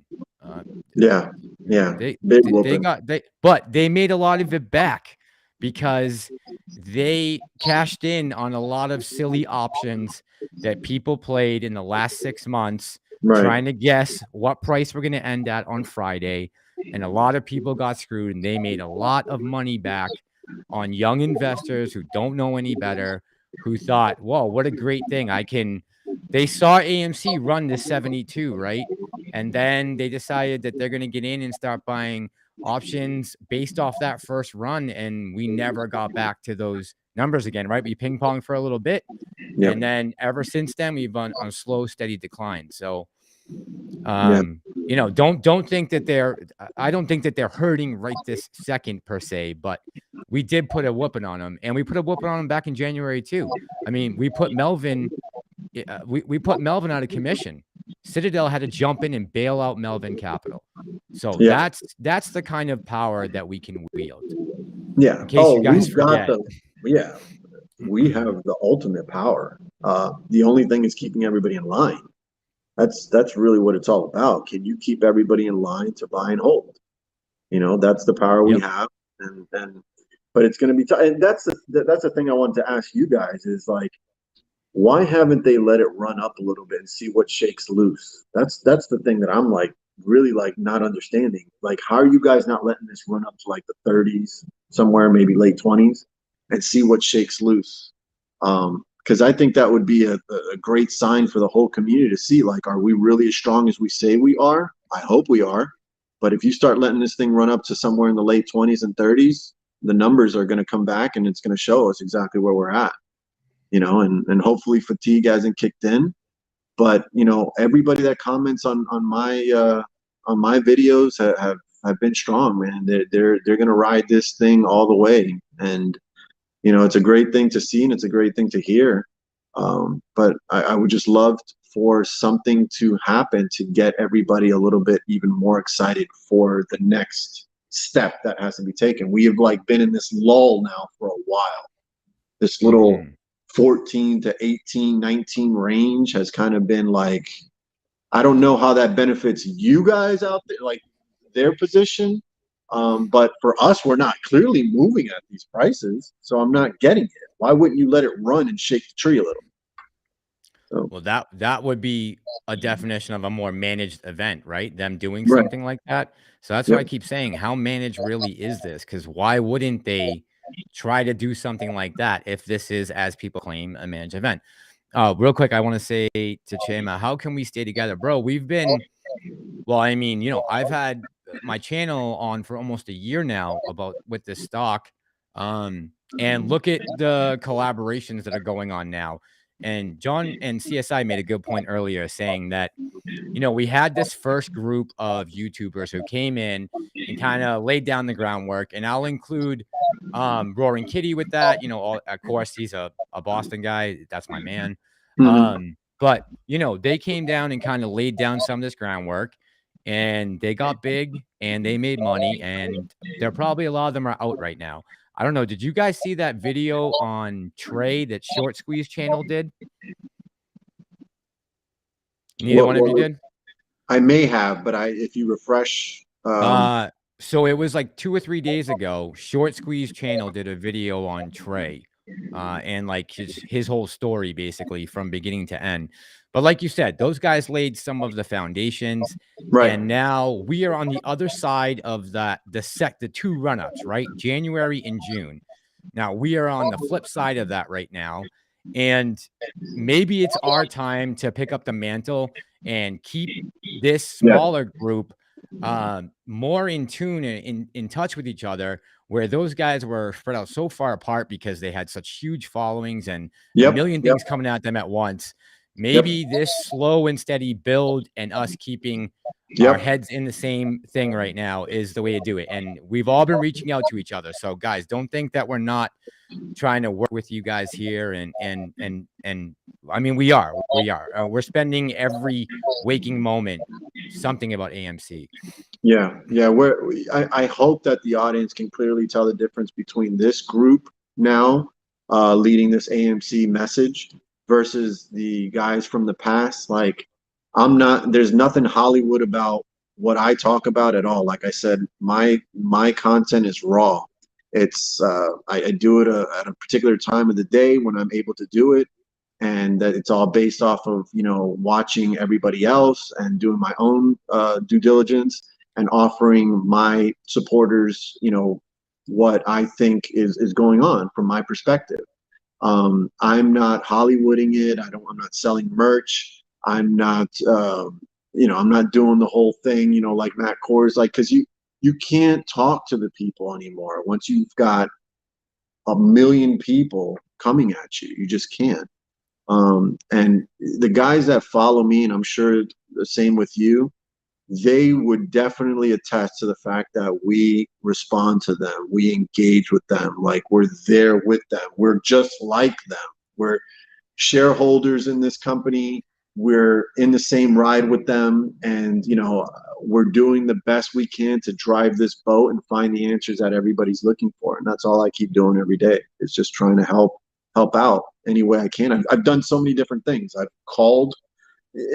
Some people may think it was silly, but you know what? I wanted to hear what the reaction was of calling just anybody at a Fidelity, at a TD Ameritrade. I just want to hear, how do you respond to me? Do I really believe you're going to tell me exactly what's going on? No, I didn't believe that. But I want to hear how you're trained to respond to my questions. Okay, that's why I did that. I've gone out in the street and I've talked to random people just to ask, you guys own AMC shares, or am I the only person in the world that owns AMC and I just am watching YouTube and I'm one of very few? No, there's people out there that really own this stock. Like, this is for real. The numbers that are there that say how many people own this, you know, the retail investor, they're there. They're really there. I went out randomly and some guy's like, yeah, I own AMC. Do you want to interview? Yeah, let me interview. He had no idea about the short squeeze at all. He had no idea about the squeeze. He was just buying it for the company. So this is a real thing. And, you know, I'm here for those that are watching this right now. I'm here on Massalorian's channel because I approve of his content. I like his content very much. He's real. This is actually the first time I actually am talking to him face to face and I get a good impression of him. I love his content. Like I said, he puts in a lot of work. So that to me is real. I get a good read from him. Common Sense Investor, the same thing. You know, today was the first time I met him. He's a real dude. Like, he's really in this play. He's trying to figure it out just like everybody else, man. And some of the other guys, Tony De Niro, Frankie Muhammad, Phil For Real, Pantheon. And, you know, these are all good guys, man. They're all good guys that are really trying to get down to the bottom of this. So. Yep. Yeah, and you did a good job with that, man, calling around. That was good. I did that too a long time back when I switched over to Fidelity just to get some info, but you did a much better job at putting that out there. Real quick, I just want to say, Cameron, did you win a lot of spelling bees in second grade? Let's see here. John Wick actually called every brokerage about AMC. Yeah, bro, you called how many you called TD, right? Yeah, TD. Fidelity. Go ahead. Shit, I want to mess with my phone, but I don't want to mess with everything, just so that I can go to my page and just see. But let's just put it at, you know, definitely like the top 3 reputable brokerages I called. So Fidelity, TD Ameritrade, and whoever the third party might be. I called Citadel. I just took a chance. I said, you know what, let me Google their number and just try it out and see what the hell I get out of that. Right. You know, obviously it didn't lead anywhere, but like the receptionist was just like laughing. Like, I don't know if she's laughing at me asking for Ken, or is she actually laughing at like, yeah, we're not going to tell you where he's at because we know he's being like kind of looked at and investigated. So she kind of like laughed, transferred me over to like the security guard or something like that. Called back a couple times, never was able to get through, so they must have blocked me. The next couple days after that, all of a sudden I've got some commenter that knew my actual name, which none of you guys know. None of you guys know my actual name. They told me my name. They told me my job. They told me my age. And I'm like, how the hell did you guys do that? So you had an account with them, right? With who? Who are you speaking of right now? Oh, I was speaking about, well, no, I was speaking about the calls, but after the Citadel call, that's when that commenter showed up like a day or two later. Okay, gotcha. Yeah, that was real strange. I'm with Fidelity. That is my choice of brokerage. I feel most confident with them right now. I don't know about you guys, but that's where I'm at right now. And I've called them privately on my own many times. A couple times I put them on camera, but you know, they don't really want to talk about the AMC thing. You know, they just don't. You know, I got to be honest because, and thanks, John. Thank you for that. I didn't mean to cut you off. Sure. I got to be honest because Vin Cool says here, who cares about YouTuber drama? Can we stick to the content? Everyone make their own determination on what DD is valuable. And Vin, all I want to say to that is, look, you have to understand that these influencers do have an effect on their subscribers, right? These guys are they have very loyal followings, and that's going to affect it could possibly have an effect one way or another. Somebody says something wrong, like the people that the Iranians are standing up for freedom, that could set off a chain of events that is unfortunate, right? Checks and balance. Yes, right. Checks, right. Exactly, right. we have to be watching these other people because we have to hear the other side of the story. Or like I used to go on to calls on Twitter to hear the short position, just to hear what are they thinking? Why are they going short on AMC when all of us are going long? Like, Yep. you have to hear both sides of the story, and that goes with creators too. Look, you're going to pick your side one way or the other, and just hope you get in the right place. That's all I can say. Yeah. Yeah. Okay. All right. CSI's back. CSI, do you have something on in the background? No, it's not your light. No, it's not your light. Is your volume up loud on your TV monitor, on your computer monitor? I turned it down. I turned it down to half. Okay. I'm thinking, that sounds. do you have anything on? I don't. Yeah. I don't. No, I think it's good. Yeah. Oh yeah. See, Lorenda says turn down the volume on your laptop. Did you just get a new laptop? Oh yeah, that's how I'm able to do this now. I went and bought the laptop so we could do this. Oh, okay. All right. So maybe that's what it is, CSI, because I don't remember hearing that before on the stream. That feedback. I got it turned down to 50. Okay. Let's see. It happens when I speak. Really? Are you guys getting feedback when I speak? Oh yeah. So Yeah, it's probably. Do you have feedback on your side, John? No, I'm good. I hear you guys clearly. Okay, so Gary, go ahead. Good, CSI. We've been at it for a minute. For new people that's been on, let's see how many people we got here now. 333. Number. How many? 333. 333. That's pretty cool. All right, let's bring up hashtag AMC share count now. Somebody did it earlier. AMC share count. Now AMC share count now, because they could say that we just did one. No, we want one now. Yeah. And they did one. Excuse me. How did they come up with that number? How does he know that? How does he know that retail owns 90% of the? How does he know that? The same way the rest of us do. We're all basing this off of mostly the same sources. The unfortunate thing. It's almost all third-party sources, right? I guess. I mean, no one ever asked me how many shares I have.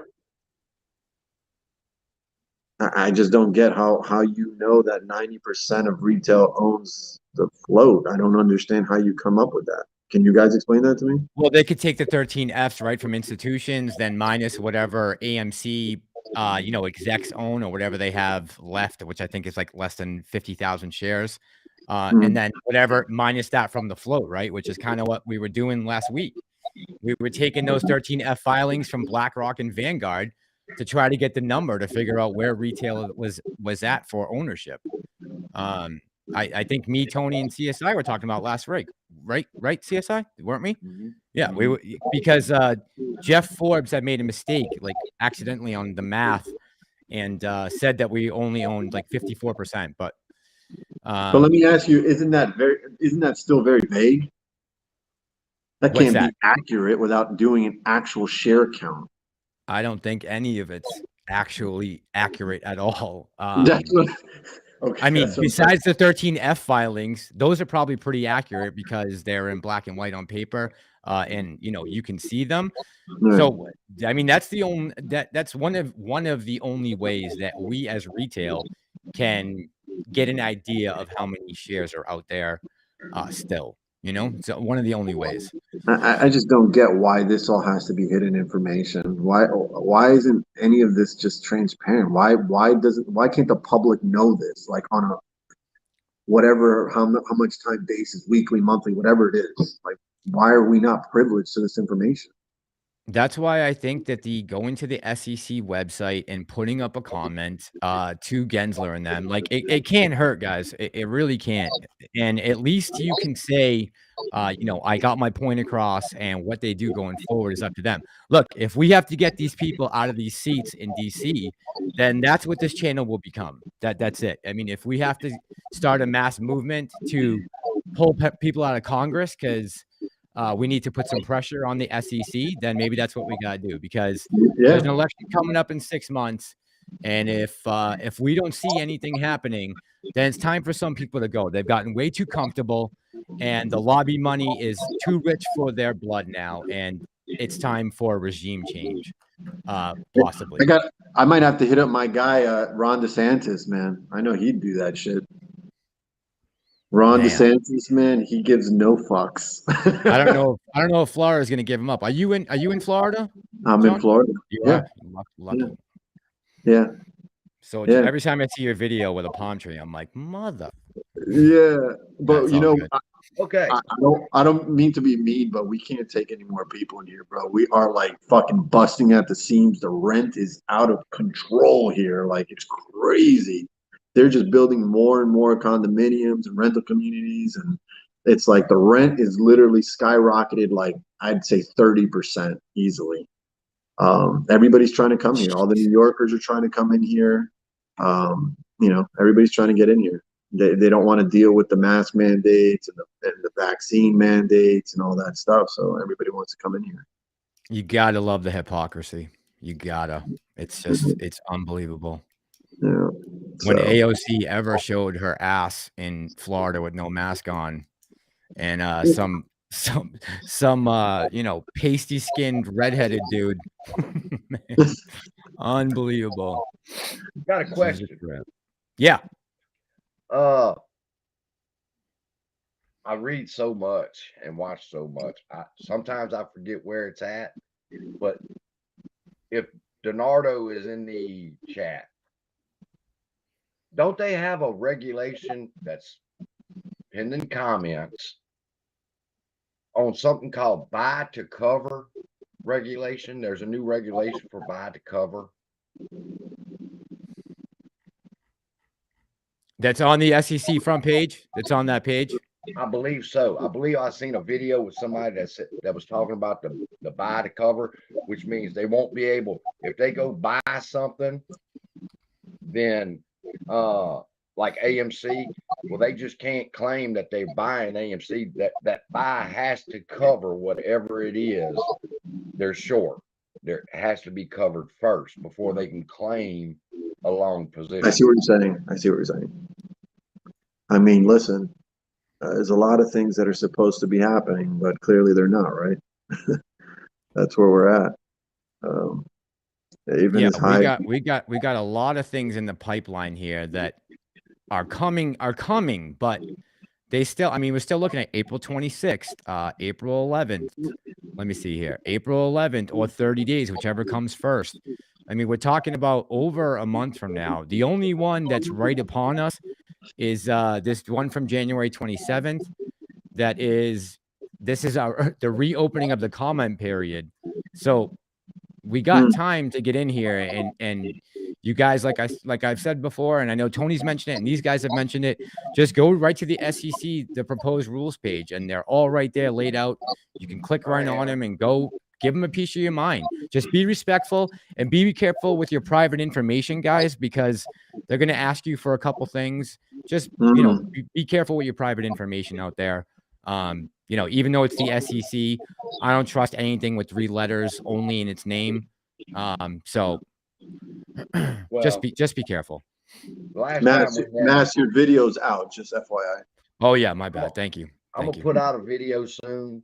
I gotta do the research myself on the policies that are important to us and for us to go comment on. We should be flooding that SEC. Now, Lou said that was frivolous. That who do we think we are that they would listen to us? Well, I just got one reaction to that is I'm gonna say what I got to say, and whether you listen to it or not is gonna be up to you. But I'm gonna express my feelings about the way things are going in those comments. But I'm gonna be respectful. You got to remember who you're talking to. They consider themselves our parents, and we're children, so we have to be respectful when you comment. And you should comment #AMC share count now too. And yeah, good point. And guys, for anyone thinking that the rules are already in place that are on the SEC proposed site that you can still comment on that they have not voted on yet, anyone saying that they're already implemented is either A, wrong, they have not been implemented already, or B, then the rule sucks. Because if it's been in for weeks, it's clearly not working. So which is it? Has it been in for weeks, or are we still waiting? Good Because point. either way, according to some people, it's either a broken rule, it don't work, or they're not following it, or it's just not in place yet. And believe the SEC when they say you can still comment on it. I'll try to have that video tomorrow. I'll pick like the top 3 policies that we need to comment on, and I'll also make reference to, don't forget to use our hashtag AMC share count now. And Facebook, CSI, I'll Twitter. forward you an email that Pantheon sent me that'll help you with that. Okay, wonderful. Anything Yeah, to help? I mean, that's what we're here for. One person can't figure it out. No. Get together in a group, and we can come together, and we're strong together. Yep. I agree. Red Star's asking blockchain. So what do you guys think about that? Are you guys excited for blockchain for the market, or what? Like, I don't know. What are you guys' thoughts on that? You think it's going to make a difference? I mean, how can you answer that? If it works, we've never seen it before, right? We've never seen it before. So, if it works the way Lou says it's supposed to work, then I believe the market will be a great place for everybody once again. Yeah. Whoa. So maybe process of elimination, it just has to work. It's maybe their last saving effort for the stock market, because I got to believe people are losing faith in the stock market. I think enough people know that there's so much manipulation in the stock market that it's like, why am I going to put my money in? Like, yeah, no faith, right? Yeah, okay, no I got to pause real quick and just say thank you to Moving Mang 80.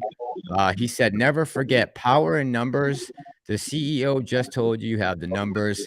Get your price, be reasonable. They have not been reasonable, not with Ecotech, not in 2008, sure as hell not now. You have the numbers, hold to your price, take the power back. And Moving Mang 80, thank you very much, man. I don't put the super chats up just because, but thank you very much. And I agree with your sentiment, and I'm sure these guys do too. Okay. So going back to BSTX. So blockchain in the future of the stock market, I think good thing, right? I don't see many negatives. Yeah, I think it has to be. You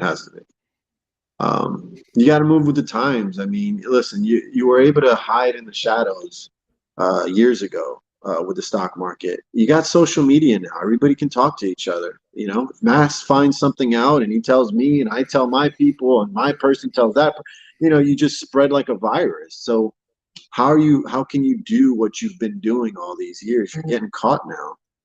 So this obviously has to be good. I think it will be a good thing. Just remember, guys, this is end of Q2, beginning of Q3. It's going to be right now, I believe it's just BSTX, but they might have some other exchanges you'll be able to go to. We'll see. We'll see, right? But in the future, the far future, let's say a year from now, if we're getting everything onto blockchain and we are settling things like immediately, right? That's going to be a huge advantage to retail. That's why we got to stay on this subject matter, no matter what. We got to keep pressing, because these changes don't think for a second we're not having an effect on everything you are seeing right now play out in the market. They weren't coming up with these SEC rulings 2 years ago or, before the pandemic. So just appreciate how much you guys have accomplished. We all have all accomplished together. We'll never take that for granted. Great statement. Great statement. Listen, guys, I got to run. My battery's like at 2%. Okay, man.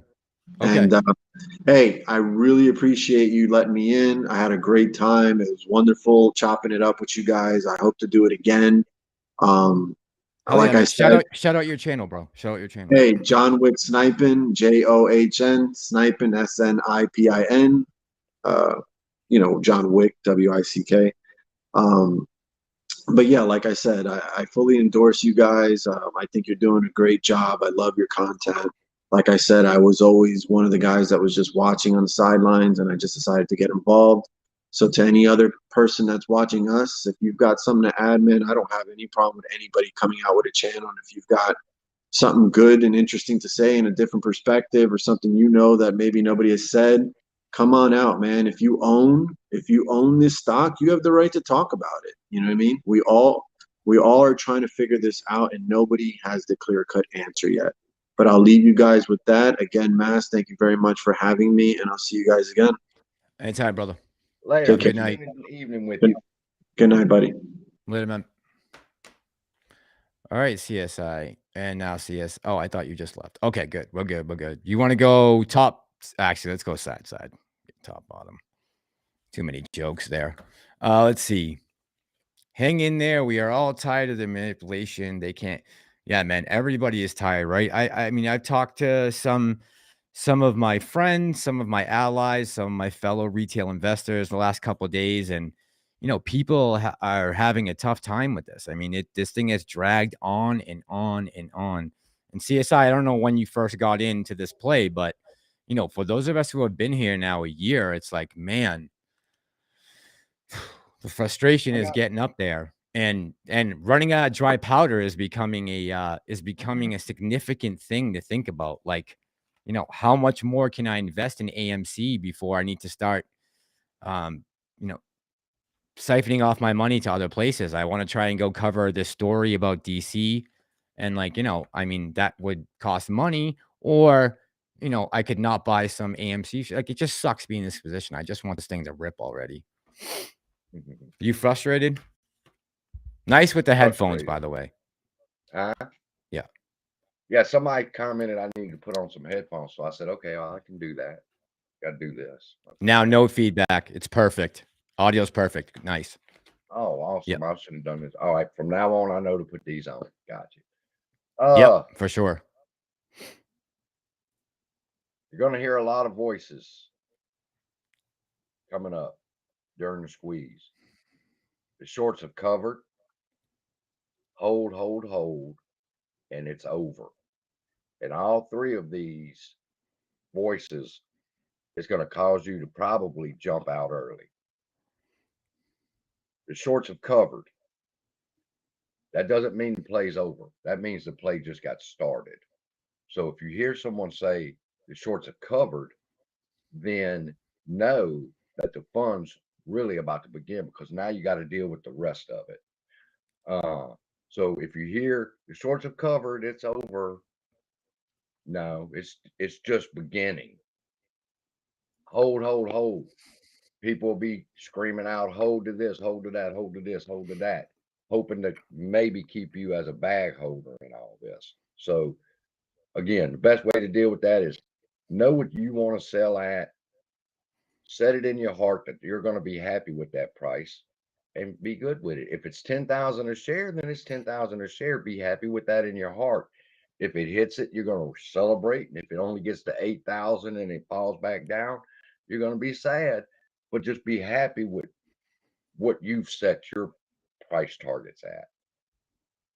If anybody tells you it's over, make damn sure it's over, people, before you get out. I mean, I've got my brackets, and I'm going to be holding some shares to as high as it can go. What's the potential? I think it can get up to 5,000 to 8,000. I think they'll let it go to 5,000 to 8,000. But just be careful of the voices you'll be hearing, is my point. Yeah, guys, stick with whoever you've been rocking with this whole time. Don't divulge from that. Well, of course, do whatever you guys want, right? But know this. I don't know about the rest of those guys, but this group will be probably in constant contact with each other throughout the whole thing, one way or another. So, I mean, I won't be calling out prices or doing any of that crazy daytime live streaming, but you guys know who's out there. CSI is doing it. Tony's doing it. I'm trying to think who else is doing CS trades. Cam is doing it. Is doing live streams like early for pre-market. So yeah. So if anybody wants to, so just CSI, are you doing live streams in the afternoon? It depends. I'm still trying to get used to this system. Okay. And my new computer, I don't have to record on my phone. I can use my computer. And I'm learning how to do the upload it from the computer to YouTube and stuff like that. I'm old school. We used to use webinar software. Oh, yeah, yep. I'm old school too, bro. I don't know anything about this. Bob ETV says Plug Power is 25 a share. After MOASS, I think AMC will be 15 a share. Why are we comparing Plug and AMC, Bob ETV? Just curious. Let's see here. My perception is that they are going to be mandated to buy every share back, but there is money allocated for it, and they are putting a plan together behind the scenes. Okay, so that's what you're saying about this managed event, Evolved Radio. And, I've said that all along. we have our disagreements about that, right? Me and CSI don't see completely eye to eye on that, but it doesn't matter. We're going to figure out what's going on. We'll know soon. But if I believe they have to buy back every share, is there money allocated for it? They're putting a plan together behind the scenes. Then let's wrap it up then, right? What's taking so long? I mean, if they have this thing all mapped out, what are we waiting for? Let's just get the ball rolling. Let's get this over with. I mean, how much longer if they have this? If this is a managed event, let's unmanage it and just let it go and be done with it for once. But that's what they want, right? They want us to be demoralized. They want us to sell. They want us to argue, fight, all this. That's what they're looking for, right? That's how they've been able to continually do this for year after year after year, how they've been able to short these companies down, and they cause mass panic. They they go onto media and say, oh no, this company's crap. They cause panic and people start selling. It's a chain reaction. And just by God, this one time, some people decided, you know what, let's just hold no matter what. And that's where we're going right now. So we'll see. Before I croak. Yeah, me too, Stacio. I'd like to spend some of my money, my AMC money. OCGN, halts bounces. Yeah, that was a tough run, right? For a couple of those. I mean, that happened to PHUN and DWAC. They did that to a couple of them, right? Doug Closer says, can we just get to $50? LOL. I'm with you, bro. I mean, until I'm not going to really be heavily excited until we pass 72. When we eclipse 72, I think is when my excitement will turn on. That's going to be when I feel like at 72, I'll say that this has to be the squeeze. No amount of FOMO is going to run up the stock to $72. I don't care if AMC, I mean, unless it's, Amazon buying them out or something, that's a different story, right? But that could be that unknown catalyst that we're talking about, right? All of a sudden, there's this frenzy. They think Amazon's going to buy AMC. And next thing you know, FOMO starts and boom, we're squeezing. Big B says, how about 20? I know. That's why I don't do dates, times, and prices. Do I hear 19? Can I get 19? Yeah. Can I get a 19? All-star. Hold on. All hail the star high. I'm out at 72. Really? You're not gonna hold any shares out after 72, huh? A lot of people feel that way. Yeah. I get it, man. And I mean, listen, I ain't been in this shit this long with all these headaches and trying to figure out and navigate this fucking maze to give up at 70. That's for damn sure. Jordan, according to the SEC GameStop report, FOMO ran the price up in January and June, apparently. That's what the SEC wants us to believe, right? Sure, that's what they said. That was the report. Right. Yep. Building up to 72, had $1 billion volume on that day. Yep. Still buying. All right. So yeah, see, some people are still buying here at 72. So I won't have that kind of dry powder around, but do we think 72? Hold on. You don't think Hedges should run up to 75, putting everyone back in the green, and then this is over? Look, could they do something like that? Do they have the capabilities of doing something like that? Yeah, probably. But I don't think I mean, shit, guys, you've been hanging on to the stock for how long now?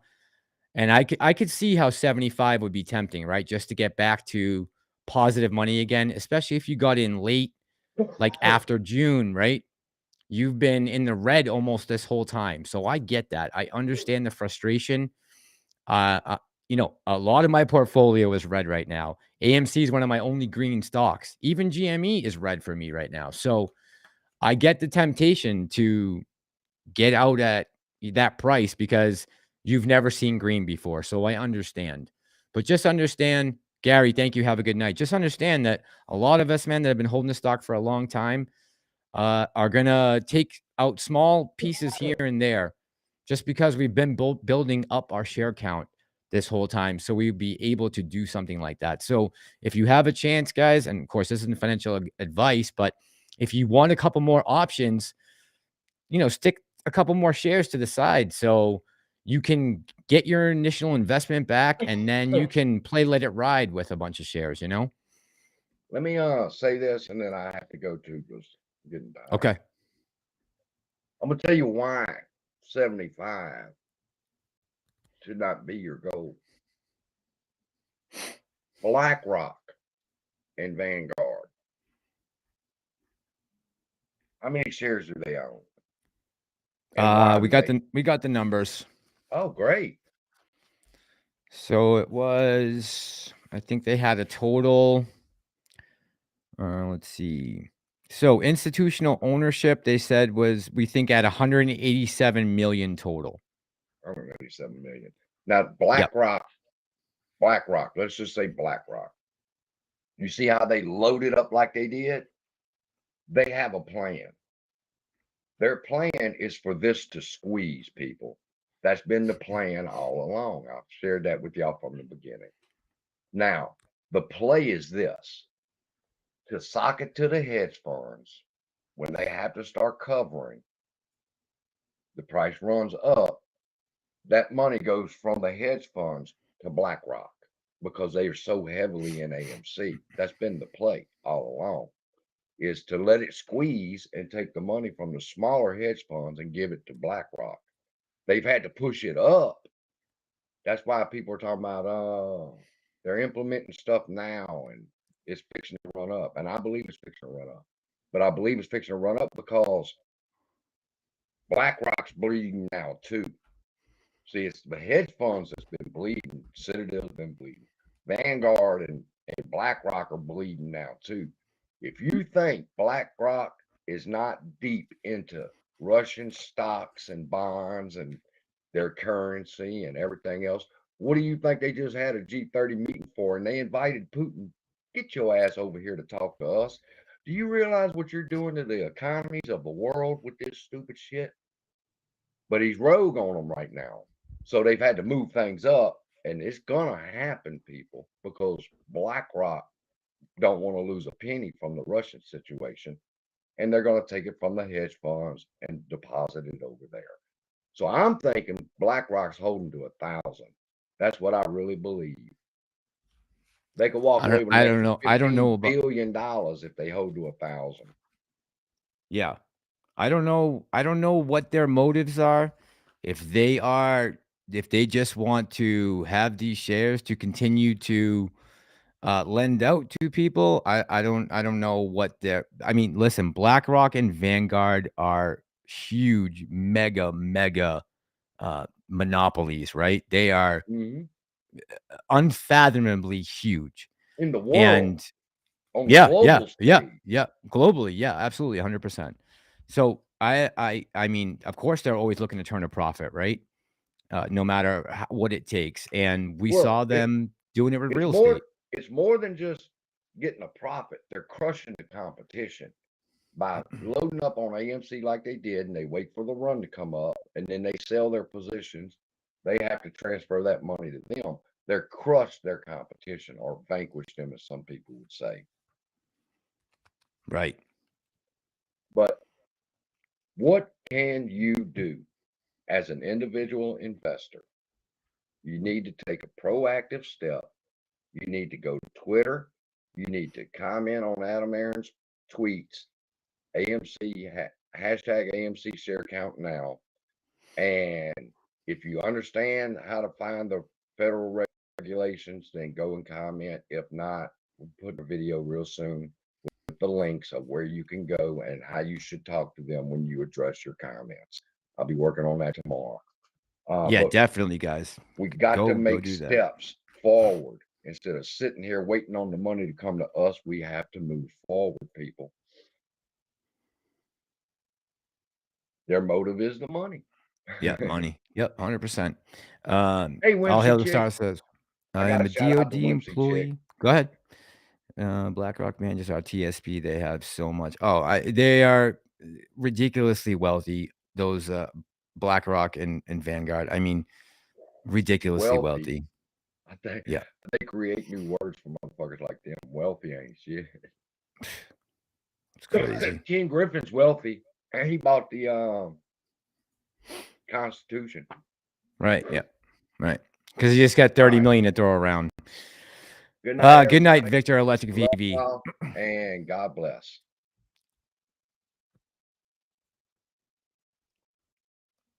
Oh, that was fast.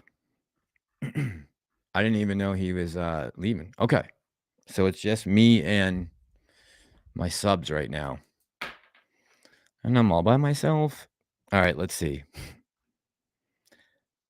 P104, what happened? You read an article that what? Bitcoin's going to a zero, the ultimate rug pull. I fucking hope not. That would not be good. Where did you read that, by the way? Hey, Veronica, what's up, girl? Where did you read that article? I'd like to know. Can it be? Lupe, what's up, brother? How are you doing, man? I saw you in there earlier, Lupe. I meant to shout you out. My fault. We need Elon. Let's see. The Jaron Lee says they manage something like 214 times their assets. Yeah, right? Crazy. That's so nuts. Okay, so Javi's still in the chat. Javi, did you have to get on and mod it all? Right? No, right? I hope not. I hope you get to relax, man. You gotta take some time for yourself. All right, let's see here. Once Q dissolves the deep state, then AMC runs. Thanks, Gary. Let's see. Yeah, man. It's not many times that I get to be able to just come on and chat with you guys. It seems like there's always there's always someone on here, but that's fine, man. I like having the guys on. I like for you guys to be able to question them and listen to their responses, and you guys make up your own mind, right? I mean, it's good that we're throwing around these ideas. It's all speculation. This has never happened before in the history of the market. So you have to understand that all of us are just doing our best to brainstorm and figure out what's going on. How many synthetics are out there? When is this thing going to pop off? It's all just best guessing and estimates. And anyone who is out there telling you they know how this is going to go down is lying. I mean, the guy that actually apparently worked on Wall Street at a hedge fund can't even call, a week's worth of numbers. What do I actually think it's going to take for this thing to take off? Honestly, Hadley, I think margin calls could possibly be involved. That's my first thought. That would be, because that could have a domino effect, right? We haven't seen it yet. We saw Melvin go down, but they got picked up by Citadel. Now, without all this extra cash being infused into the market right now, I don't know if that would happen right now. I don't know if Citadel would bail anyone out right now. They had to back then because the whole thing could have collapsed, right?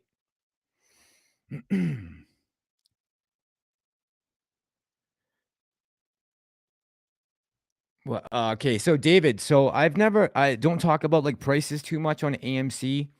As far as what we could top out at, I'm hoping that we get to 4 digits. And when we get to 4 digits, I can make those numbers work with the amount of shares I have right now for the rest of my life and not have to work that hard.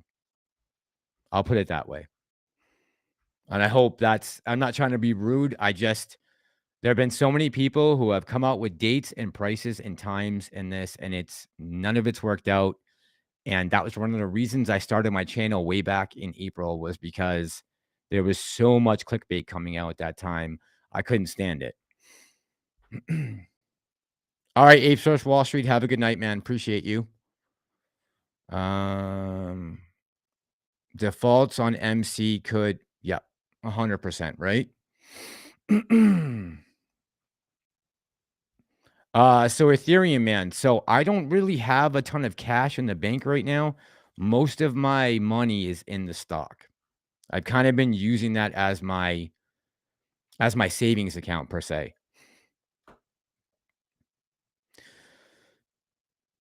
Wow. Holy smokes, bro. That's amazing, hobby. Holy smokes. So, Javi, what is your prognosis right now? Is that something you want to talk about or no? And if you don't, it's fine. Ralph, have a good night.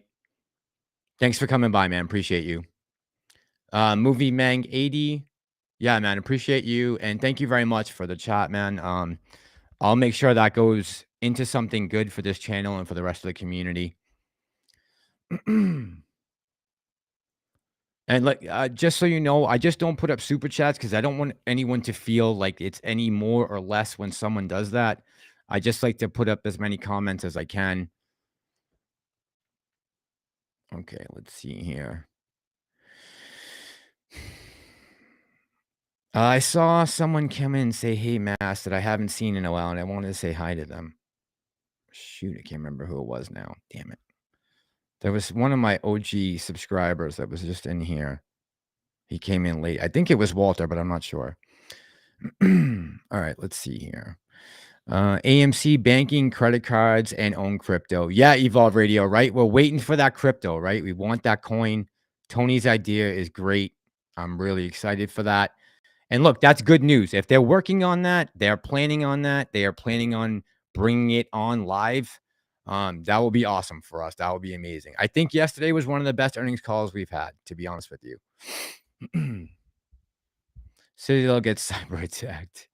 Yeah, I'll take that as an unknown catalyst. Let's see here. Been following from the beginning. Thank you for everything you did, man. Conan, appreciate you, man. I don't know when the beginning is. You mean since April? That would be crazy. I know I have some subs from when I first started my channel. I had 17 subs for a couple weeks. All right. So what happens when we don't sell at 305? Yeah, Ian, I don't think they can. Look, I can't say for sure is the problem if they're going to pull this play. Obviously, if it hits certain percentages in the day, we're going to have volatility halts. Now, after the GameStop report came out, Gensler in the GameStop report, if I remember correctly, did talk about possibly being able to, in the future, put a hold on stocks that are increasingly volatile, I guess, or abnormally volatile. Tony, if you're still in the chat, can you let me know if I'm right on that or not? I can't remember now, but I thought that's what he said. Jordan says, I don't know why everyone's worried. Yeah, May 3rd. Yes, that's true. I don't know why everyone's worried either. Who cares about 90%? But he's real serious. He was real serious this morning when he woke up. That's the first time I haven't seen him laughing and looking up at the sky and rubbing his chest. There was none of that shit today. That tells you something. So Lord Nemesis says, what will us having a crypto do? If he can release a crypto coin, Lord Nemesis, he could hold on to a bunch of them, put them out into the open market. We gobble them all up. That drives the price up, and then they can take the coins that they have stashed and use that to get rid of debt. there's a million things they could do with the money, right? They could pay off a lot of that debt and get us profitable quicker. I mean, maybe if we got a miracle, we could get a dividend finally. Who knows? Okay, let's see here. Kiwi Girl says, great chat. Got to go. Okay, hon, have a good night. Edward is saying, yeah, Javi, man. Obviously, everyone that's subbed to this channel knows you and loves you, man. And we appreciate all the work that you do for the rest of the creators. But you gotta definitely email me at some point. Yep, everyone's putting prayers and songs. And same thing to George77, his mom, who lives in Ukraine, is caught in the middle of this pissing contest. Shout out to his mom. I hope she's just fine. And I'm sure she is. Yes, Walter, you are there. I was looking for you, Walt. Thank you, buddy. Thanks, man. I appreciate you. Yeah, Joel, you've been with me since 100 subscribers, bro. Yeah, you've been with me since 100 subscribers, Joel. You have. That's for sure. Can it be? Hey, man, thank you very much. Just so you know, like, I don't put up chats just because, you know, just want everyone to feel equal. But thank you very much. I appreciate that. I pledge. Hold on. What's it say? Smith, same here, but with my. All right, let me see here. Evolve Radio says, wouldn't them halting a stock be the same as what Dave Z was saying about them crashing a rise? Isn't halting still It depends, right? We really have to get a better sense of what we need. A lot more specifics. That GameStop report was not specific enough for them to be able to give answers on what is considered, you know, too much volatility on the stock. That's got to be a bunch of different things have to go before that. All hail the star. Good night, man. Appreciate you coming by. Thank you very much. Daniel Cormier, the MMA fighter, lost his mom today. That sucks. That's terrible. I feel bad for him. Jose Rodriguez. Hey, man, thank you. And just hold, bro. Right? The apes have committed to helping me too. So, you know, you guys have helped me build this channel from when Joel and Walter were there under 100. And now we have like 3,500 subs. So it's pretty humbling. I'll say that. It's pretty humbling. Can it be? I heard you say that. So, oh, thank you, man. Let me see. Biggest deal in the world, AMC 1850 a share in cinema. Yeah, right. I know. Like, what's up with that, right? Doesn't make much sense. Good point, Lionel. Let me see here. What are my thoughts on the third date everyone is talking about? First-time investor and just follow you because your content is on point. So, Samira, my thoughts on tomorrow, if the market opens as, let's see, what time is it now? Oh, my God, it's already midnight. I see tomorrow being a pretty steady, normal day in the market. Maybe a repeat of what we saw today. I don't see anything crazy happening tomorrow. Look, I know there's a lot of rumors floating around about tomorrow, and all I'll say to you is just keep your expectations low, and you can always be pleasantly surprised if something great happens. And I used to do this all the time, start looking at dates and prices and all this stuff, and all it did was mess with my head, and I would panic, right? Back in the day when I first started doing trading on an app, on a brokerage app, I was way too emotional, and anyone that had some kind of date or time out there, I was all about that content, and I learned very quickly that will get you burnt out. So just be careful is all I have to say about anyone calling out dates or times. Okay, let's see. AA told us that we don't own. AA told us what we don't own is 10%.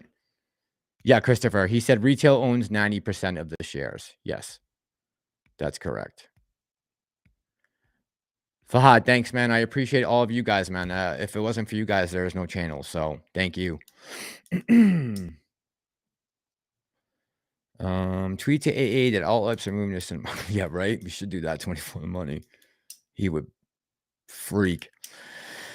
Huge need for factual information in the world. Big gap to fill. Look, man, I'm I never really came into this to be a YouTuber. I did this when I was in high school, and I went to college for it.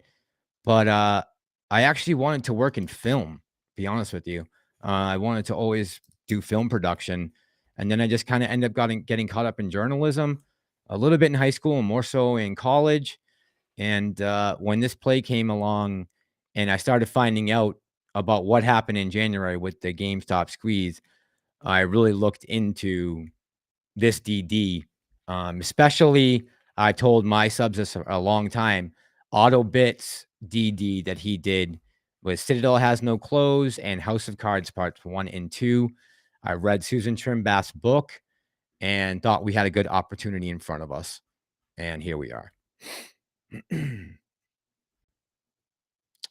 Let's see. And, if this turns into a podcast someday and there's other things to talk about in the news, there's always going to be news that's going to be affecting the market. Whether you are still in the market or not is a different story, right? But going forward, we're always going to, and I don't trust mainstream media. I mean, you guys see my intros. I'm always blowing them up all over the place, right? I don't trust mainstream media at all. They are all out to get a narrative across. Mass Boss and love you. Hold for each other tonight. Everyone, good luck to all of us. Yeah, man, I'm holding for you guys too. Just remember that. Let's see. Did you stay with us? After MOASS? Fahad, I'm thinking you're saying I'm gonna stay maybe after MOASS. Yeah, I'll probably keep my channel up. I'd like to go cover other stories, especially like geopolitical stories. There is going to be a need for independent journalists and reporters and people just, doing YouTube videos and doing interviews with certain people. There's going to be a need for it. And, if that's where my path leads me, then fine. And if AMC is the vehicle to get me there and I can take this MOASS money and do some good things with it and, hire some people to do investigative journalism and travel, man, that would be amazing. And I would be able to help give back, Was in pharma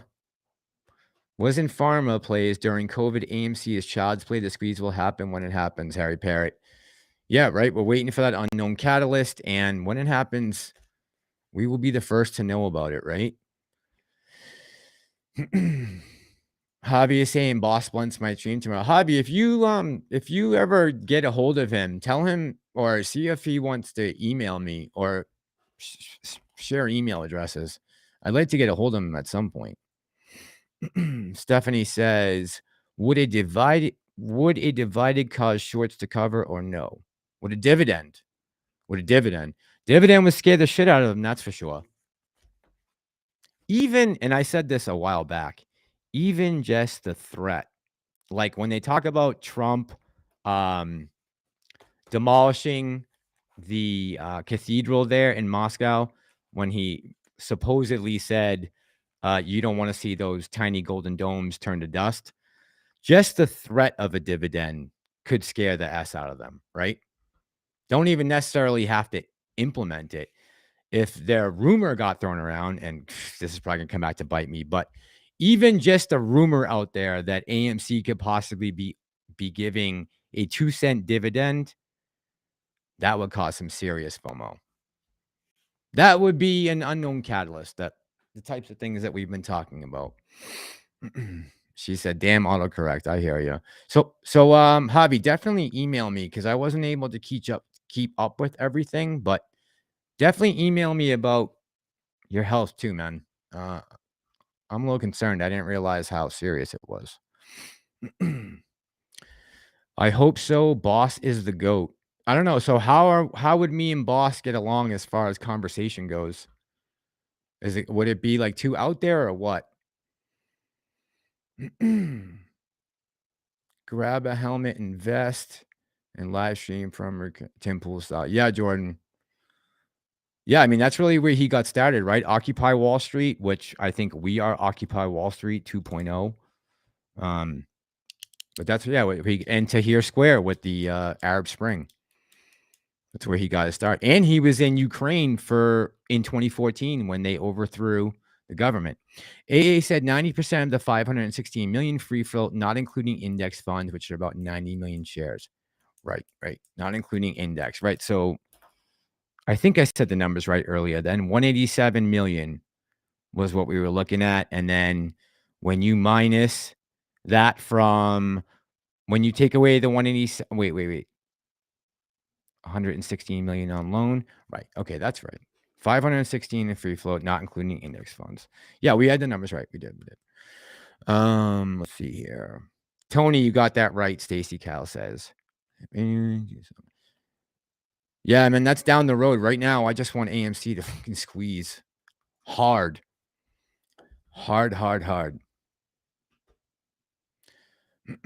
Citadel's latest report.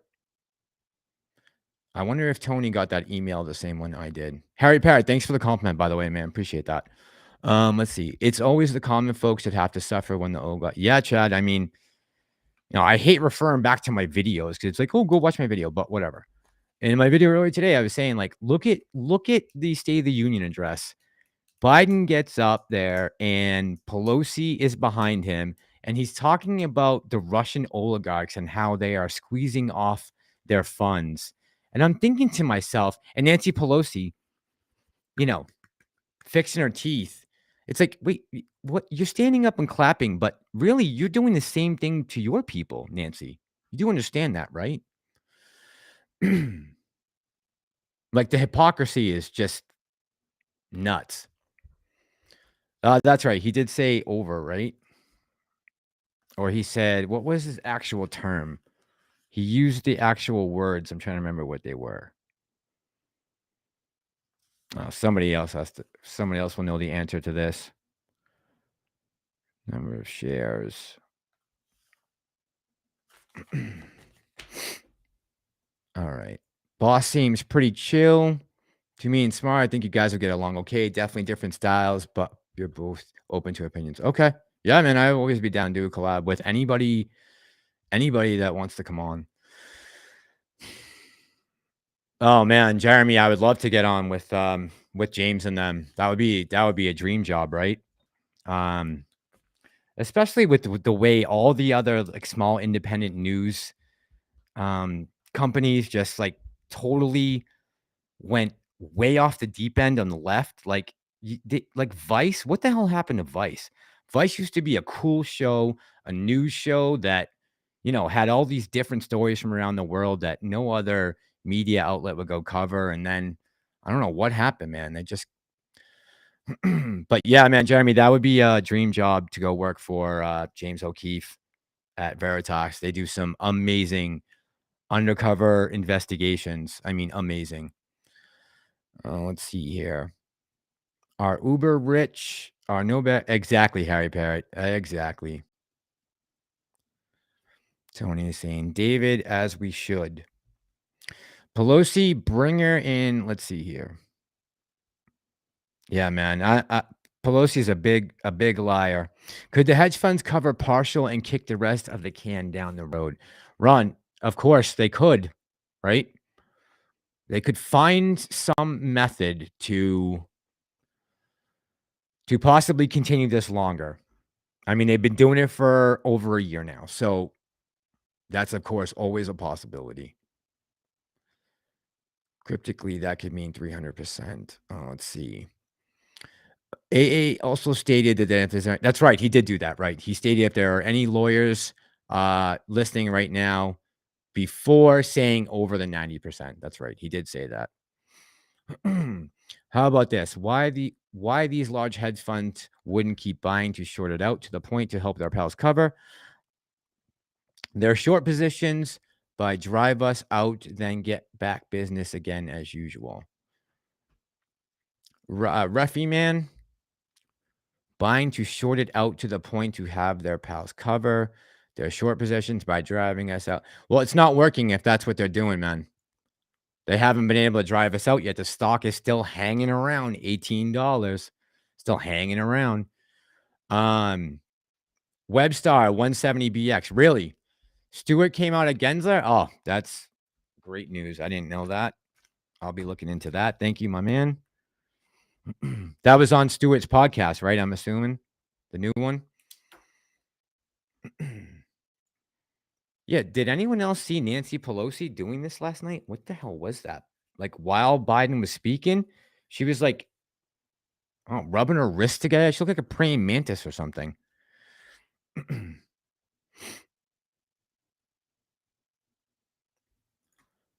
Okay. So Samira, you're asking how to know when to sell since the numbers like we see have been manipulated like there's no tomorrow, what to watch out for. So, Samira, they've been able to manipulate the numbers down, right? Not going the other way. We've put the buying pressure on, supposedly just the FOMO to drive the stocks up in January and June.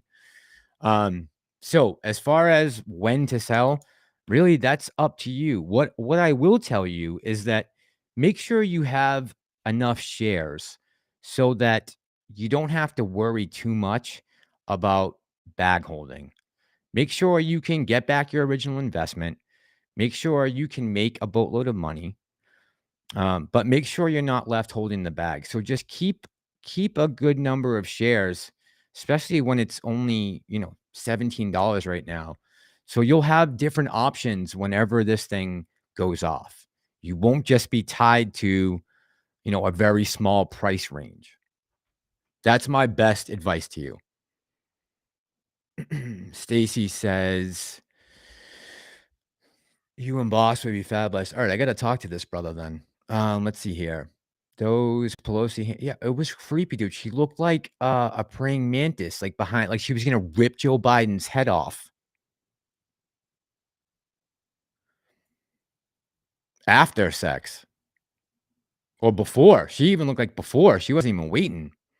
Matt Kors is gonna be on John. Yeah, right. Can you imagine? If he is, that's a joke, right, Bucks fan? Personal political beliefs aren't supposed to be part of news reporting. That's what happens to certain channels, in my opinion.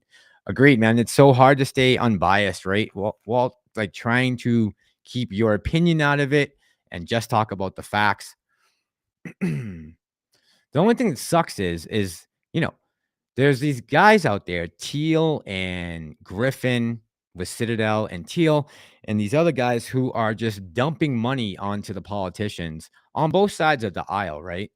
Dumping this money out to their lobbyists, and they are basically controlling the votes. I mean, in a way, they are having huge impact on swaying certain members of Congress which way to vote on certain things. I mean, are they going to actually put in a vote to go to war against Russia? Or are they just going to, like, isn't Congress supposed to sign off on that? Normally, they used to in the past. I don't know about this administration, but is AMC the longest short play? Yeah, Smith, I think so. I don't even think, I think we're running longer than Tesla now, maybe. That was her Illuminati gang sign. Carl says. Trey tweeted it. You got to be kidding me. John Stewart. Who suggested? You know what? I got to get in touch with Tim Pool. Give me one sec, guys. I'm going to Twitter to see this for myself. I'll put it up if you guys want to see it.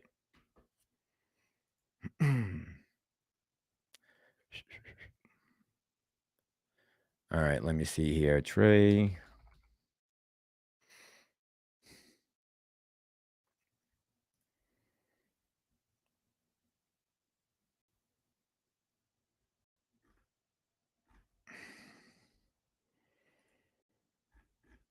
Do you guys know what Trey's handle is on Twitter? Does anybody know?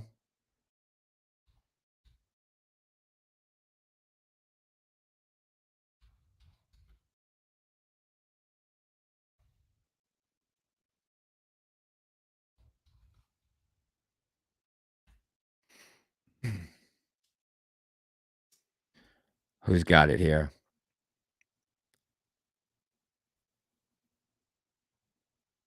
Oh, okay. That was a joke. Oh, no, it's not a joke. Kelly's saying, oh, my God, yes, Dave Lauer just tweeted that Matt Kors will be on Jon Stewart. You've got to be kidding me. Wow. Of all people. I mean, a guy who goes out there, I mean, I don't know what the topic of conversation is, but a guy who goes out there and says, AMC and GME didn't make me. Matt, who were you talking to before AMC and GME came along? You were talking to no one. If it wasn't for AMC and GME, you would be nobody. Just like me. Okay. So I'm looking it up right now, guys, and according to Spotify, so today he had on a couple economists, Stephanie Kelton and Rohan Gray, and Thomas Honig was on with him as well. I've talked about Thomas Honig a couple times. Let's see. Trying to see like upcoming new episodes.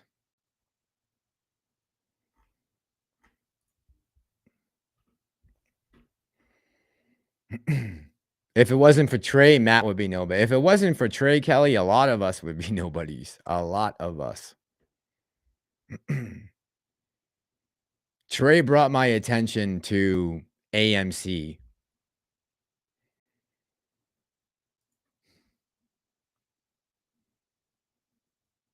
Let's see. Matt Kors. Yeah, I mean, it's nothing personal against Matt Kors. I never really, he just rubbed me the wrong way from the word jump. Fahad says, I don't like him. I don't know how Kors even still has view. I know. I looked earlier today and there was like 7,000 people watching his live stream. You got to be shitting me. And of course, what does he have up on the screen? AMC and GME. It's like, come on, bro. Stop saying they didn't make you. You were nobody before Trey, AMC, and GME came along. You were some whiny, baby-faced biznatch. I almost choked. That's like having Lou on Stewart. Can you imagine? Oh, my God. And if, like, we sent Jon Stewart some actual market questions, I was like, here, ask him this. Ask him this. Stacy says, yeah, her teeth were... I know, her dentures were falling out. Half the time, they sound like they are half in the bag between Pelosi and Kamala the other night. Yeah, that's so. In case you're wondering in the chat, they're talking about Matt Kors going on Jon Stewart tomorrow night or tomorrow on his podcast. They did on Apple TV. Yeah, he made a lot of money on super chats, man. A lot of money. I banished Matt to the corner of the internet.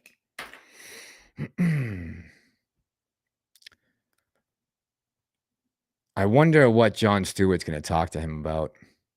Interested to see. All right, guys, it's 12:30, and I hate to be a party. I'm not the party animal, but I'm going to start to wind this down. So I'm going to read a couple more of the chats real quick while we, for like another 10 minutes, I'm just going to read straight chats and try to answer questions. All right. Let's see. Hollywood says, if it'll come up. Kamal is a man, says David. Can it be, says Matt is going to be part of the one. He might already be up there. Depends what he did with a lot of that money. And it's a super chat. I left when he cried. YouTube suspended his account. And the rest of us dummies went and emailed YouTube to try and get him back on. I'm like, oh, this isn't fair. Hey, Charles, thank you very much, man. I appreciate the kind words. Thank you very much. Darian, man, you're welcome, man. Of course, always. Let's see. Matt is a... Yeah, right. I'd like to know what they took him down for. Is that how much he's made before? I believe it. Let's see. Kelly says, it's okay. You hosted a good party. Thank you. And it's true. The next generation of YouTubers can't give up on us. We are giving up. Been here since Feb. Bought a few today, 90%. Nice, Kelly. Thank you very much. And thanks for coming by, Kelly, and participating in the chat, man. It's the only way this works. Hey, Joel, one of my OGs, man. Every time I say those lines at the end before my outro, guys, that's my OGs. You know who you are. Lionel says AMC tomorrow, 21. Bring it on, baby. Let's go. I'll be buying if we cross 20 tomorrow. Yep, 10,000 in one day. He had some shield that kept giving him money. Jeez, can you imagine? Corey says the Massalorian, this is the way. Jedi Knight Rider. Yeah, man, this is the way. I really believe that. As far as I mean, dude, I put a Bible scripture in my intro. Come on. Another day closer. Thanks, says Carl J. Hey, man, thanks for coming by, Carl J. I appreciate you, man. Thanks very much. Becca says that Jackson Hunter made a video about the apes made it to Jon Stewart. Oh, I'm going to have to watch this when I get out of here. Thanks for the heads up, Becca. I'll definitely check into that. Lupe, hey, man, love you. Thank you very much for that. You know the drill, bro, but in my heart. Ease up on Lou. All right, Hollywood 07. I will, man. Listen, it's nothing personal with the dude. You know, this is about money, man. And since I was a young kid, I had a job when I was 14 and been working my whole life. And you know, I'm tired of it. I don't want anyone messing with my money. Matt K was actually on. Okay, Pete. Smith says, you have a great stream. Feels like a family. Much thanks. Hey, man, thanks for coming by. And Smith, you always come by and support me, man. I appreciate you. Let me see here. Shirley, what's up, girl? I knew I was done with Matt when I couldn't even stand and look at it. I know. It was driving me nuts. I couldn't do it. I was like, you know what? I just rather not watch the line about Matt K. I'm sure he's going to be paying his taxes. His info's all out there.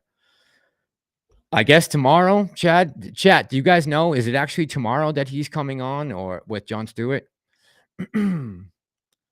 Walter, thank you, man. I appreciate you rocking with me, dude, for 10 months. I really do. Thank you. And we'll talk soon. Definitely.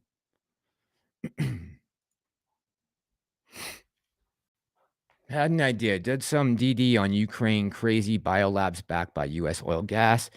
Even water that was cut off to Crimea. That conflict isn't so. No, of course not.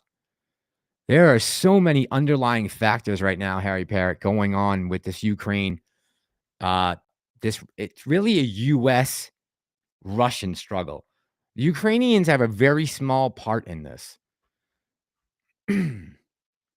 But yeah, Harry Parrott, do some digging. Go listen to or read Aron Mate from Substack, The Gray Zone. He does amazing reporting, investigative journalist. Definitely check him out. Bad thing Hollywood says Matt used to live down the street in Philly from me. Oh, yeah, that's right. He's from Philly, right? Yeah, for sure. Yep. That's right, Hollywood. I forgot. You don't know him personally, right?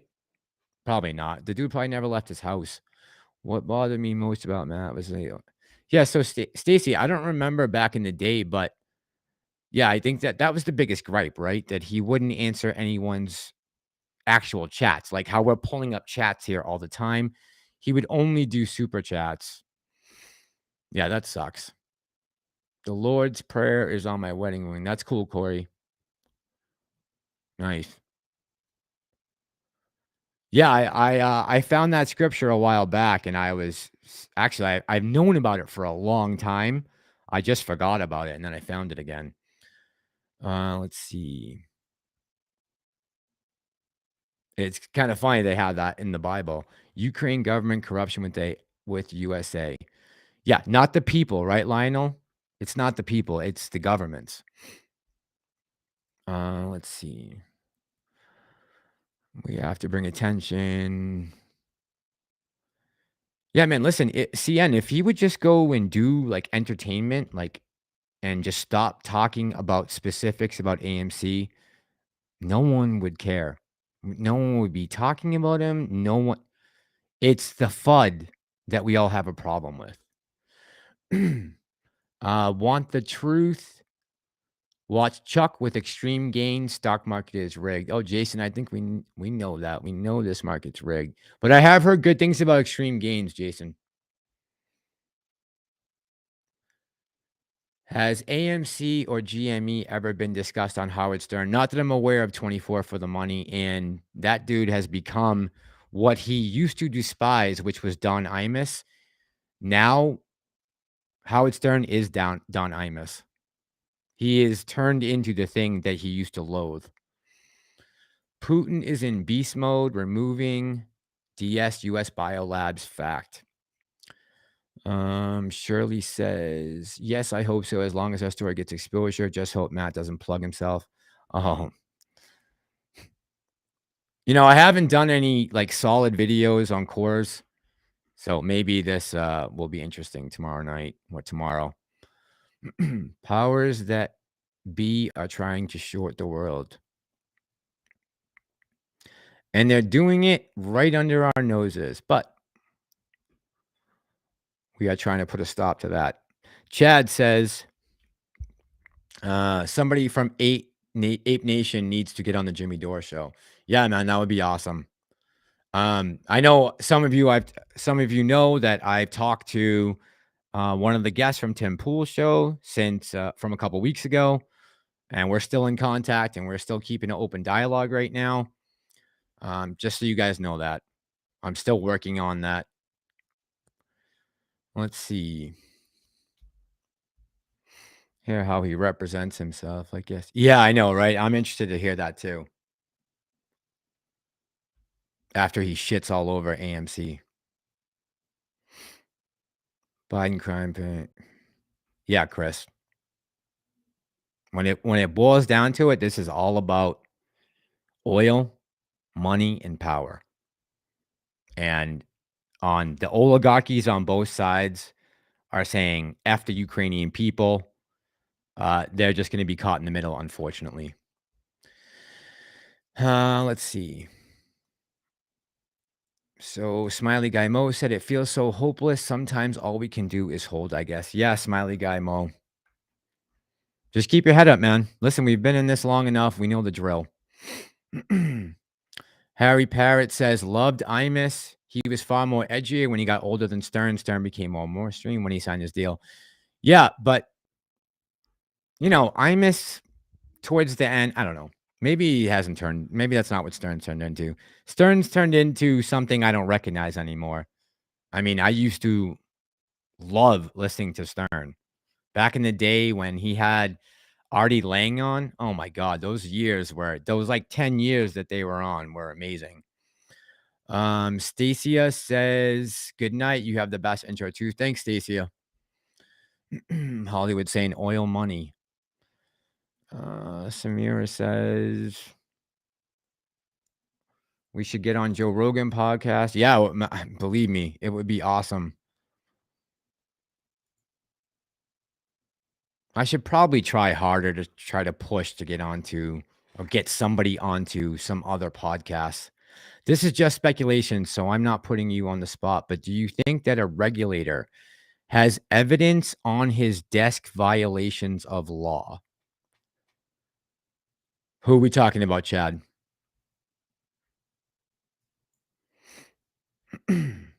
Biolabs and Arcana. Fauci, did you know? Did anybody see, was Fauci on mainstream media news this weekend? I'm just curious. Like, they haven't put him to bed yet, right? Already eating breakfast. Yeah, man. Remember breakfast burritos? That was the man. Dude, when Artie and my favorite person on that show of all time is Eric the Midget. That dude was amazing. 0.0.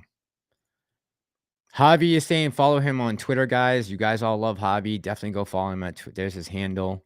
I don't even know what my handle is, or else I put it up, but I don't know what it is. Let's see. Yeah, Artie was the man. I'm gonna follow you on Twitter, Javi. Let's see. I might already be. I don't know. Javi.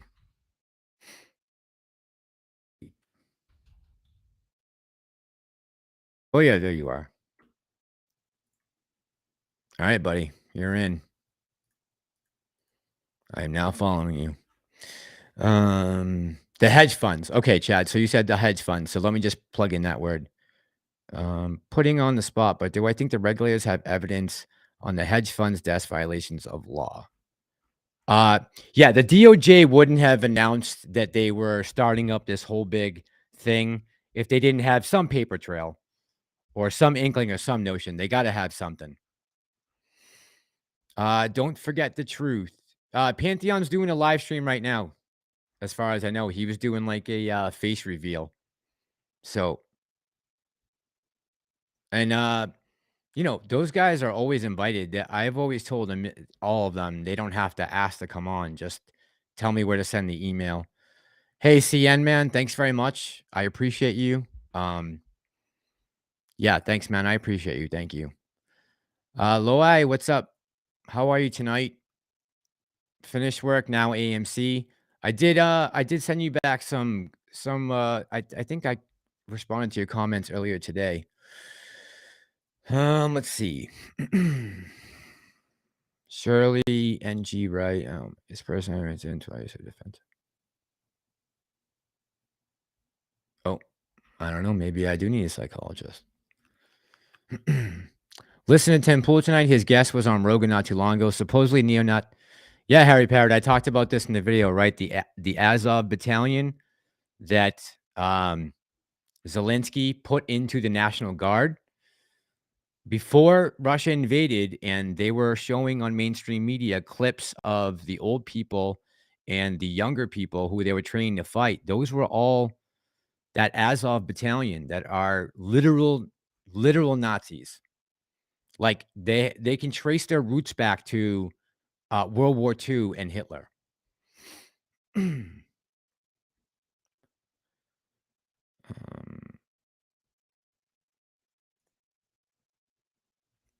It's like elites are saying, if we can't have the world, it's World War III.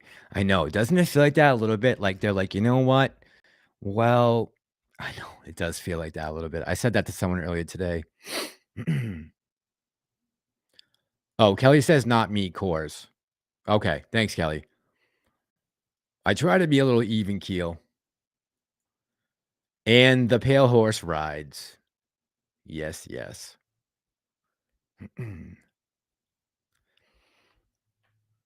What was I was just going to say something about that. Someday I'm going to do a video about that. Hey, Chris, have a good night, man. Thank you very much. Let's see. We're still venting. Okay. All right. Good. Yeah, I don't want anyone thinking that I'm not stable. Nice, Javi. Awesome. Yeah, guys. So go follow Javi for sure. Honestly, don't even go to my Twitter. I can't stand Twitter. Go if you want someone who's, you know, on there doing a good job, go follow Javi, not me. InfoWars, everyone. Tomorrow's. Did you guys see the clip I put in my video yesterday or 2 days ago of Alex Jones calling the war out to, you know, the weak? Do they have anything to do with Klaus Schwab? Most of his neophytes have Nazi ties. I don't know, Harry Parrott.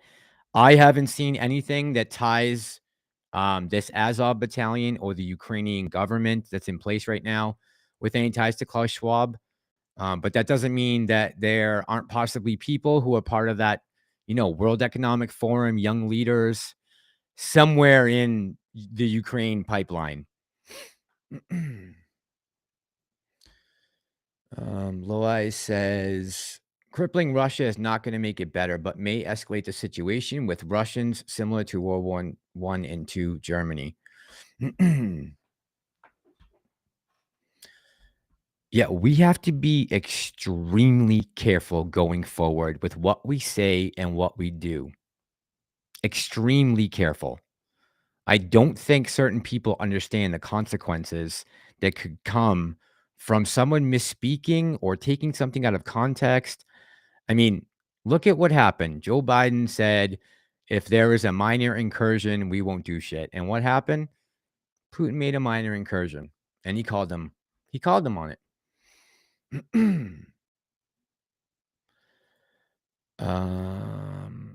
You know about the Georgia Guidestones, don't you? Georgia Guidestones? I don't, Chad. Are they some type of, are they like runestones, or? I actually don't know what that is. But share, please. Let's see. Okay, you guys are still making fun of my complex. Yeah, that's part of the world. That's part of the reset, right, Sean? 100%. 100%. Did you see where there is $1 million bounty on Putin's head? No, Harry Parrott, is there? Nobody's getting to Putin.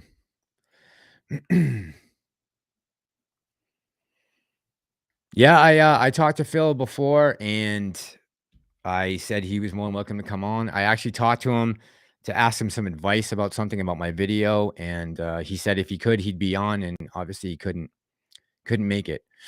Let's see. Hey, Mass, I'm about to ask you about the float. AA said retail should own 90% of the float. Then someone said 30% is owned by others. I'm confused. So, CN, according to what Aron said last night, according to his numbers last night, retail, the total float right now is, if we go by his numbers and what we can gather from all the sources of information that we have, is somewhere between 550 million and 587 million. That if retail owned 90% of the 420 million shares that are left over after you take out institutions.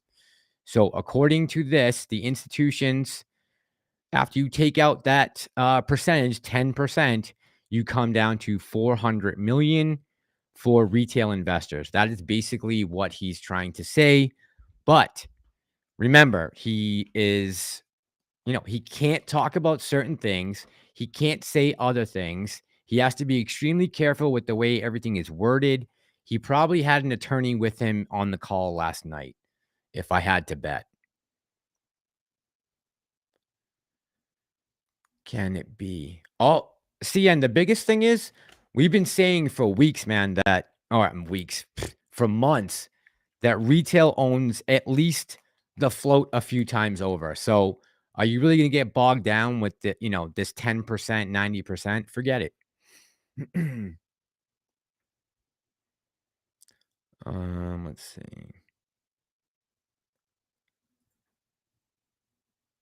Can it be said getting rid of the sick and elderly is a great way to save money, right?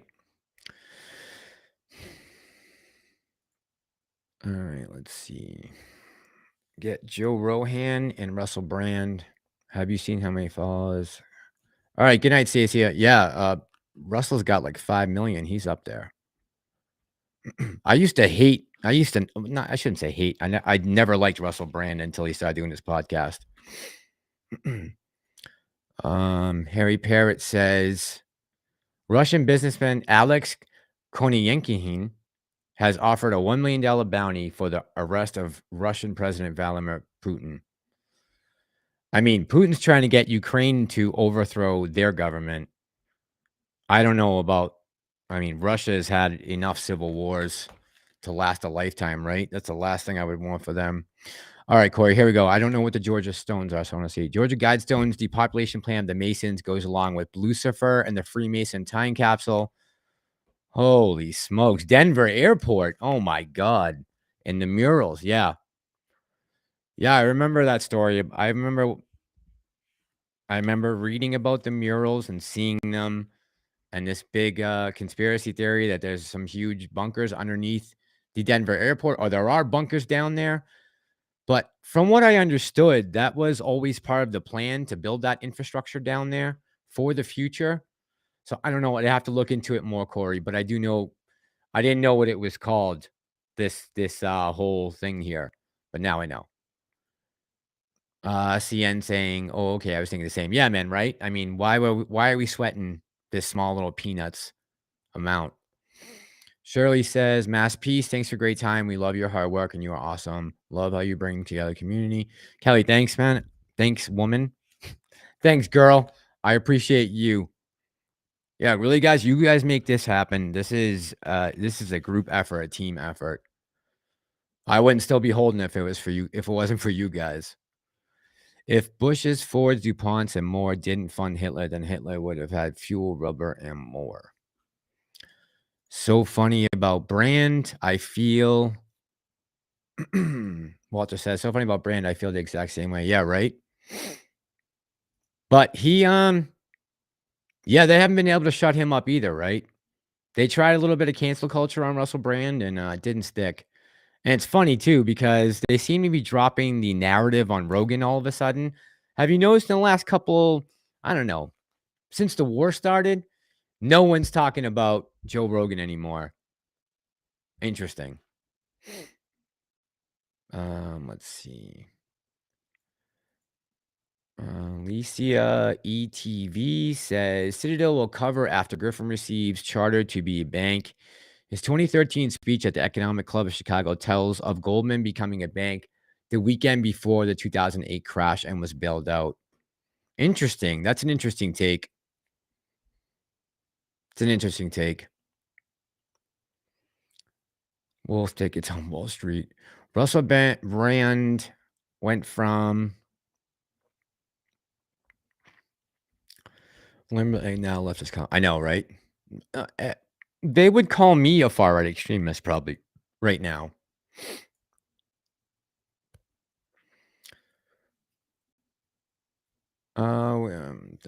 Thanks, Shirley. I appreciate you guys. Thank you so much. Yeah, all the kind words really help, guys.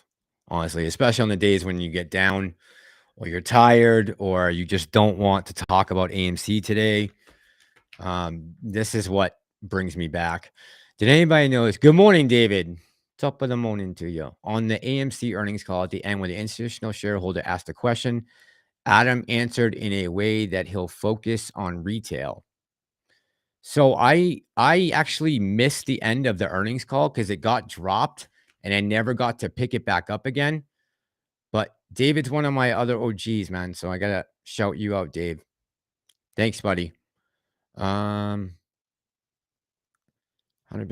bring us Loai. Thank you, man. Thank you. No need to create new ATM.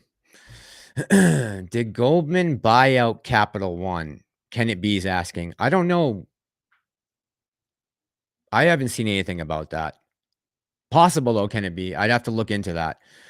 Oh, here comes a good one. Sean in PA says, I remember Cat Williams was pushing AMC hard, but had a low ceiling like only $200. Really? Cat Williams was? That was for my 30th birthday. I went to go see Cat Williams. Let's see. Bucks fan says the COVID narrative is over, so Joe means nothing. I thought he was, a racist. What happened to that? He's not a racist anymore. He's still got to go, right? Don't let him get off easy. I think NATO's going to do nothing. North Korea is still there. Look, NATO doesn't want Ukraine in NATO. There actually is no need anymore for NATO. There is no need for NATO anymore. Nobody is going to invade anybody in Europe without the rest of the country sticking up for each other. They should just drop that whole thing.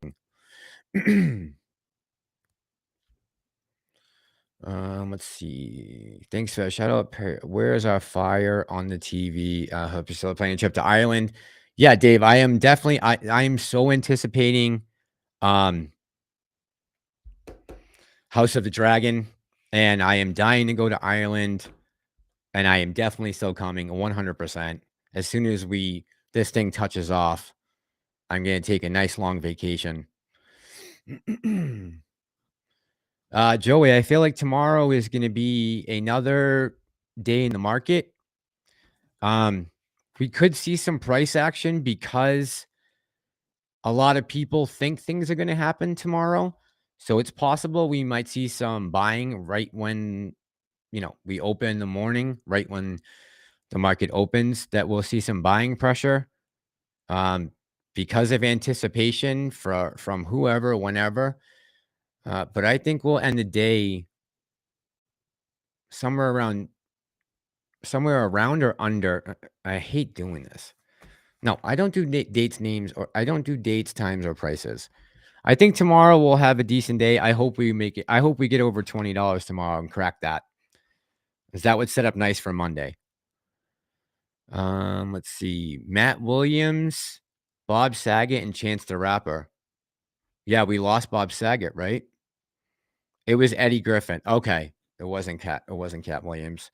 That's what Trump said about NATO. Pay your fair share. Yeah, he was he sat down with all those people around him and called Germany out to their face and said, hey, why are we spending all this money on your defense?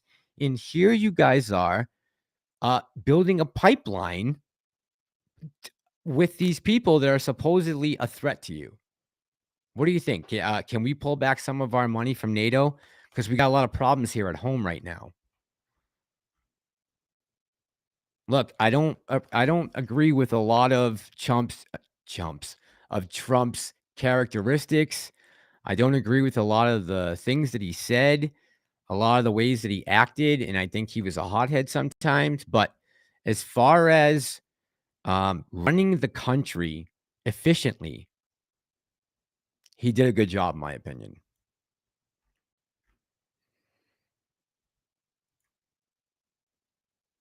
Lois says, Ireland is magical. Spent a month in 2018 in Ireland, then hopped over to Portugal and Spain.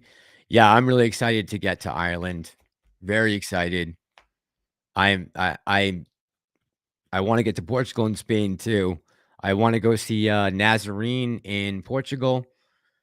I'm a big fan of big wave surfing, like toe in. And those are supposed to be the biggest waves in the world there, Nazarene. So that's going to be on my list after I go see Dave in Ireland. Dave, you're going to have to show me where that's the road is from the show with all the trees that go over it. I need to know where that is. I know, Harry Parrott. I know. We'll see what happens. If we get close up to that number tomorrow, I'm going to be jumping in. I don't think Ukraine wants to be part of NATO. I think it's more of a hassle than it's worth, but the president signed a request to join EU with special circumstances fast track. Yeah. I don't think NATO wants Ukraine to be really part of NATO. I don't hear anybody else really going after Putin with such venom besides the US and maybe Britain a little bit, right?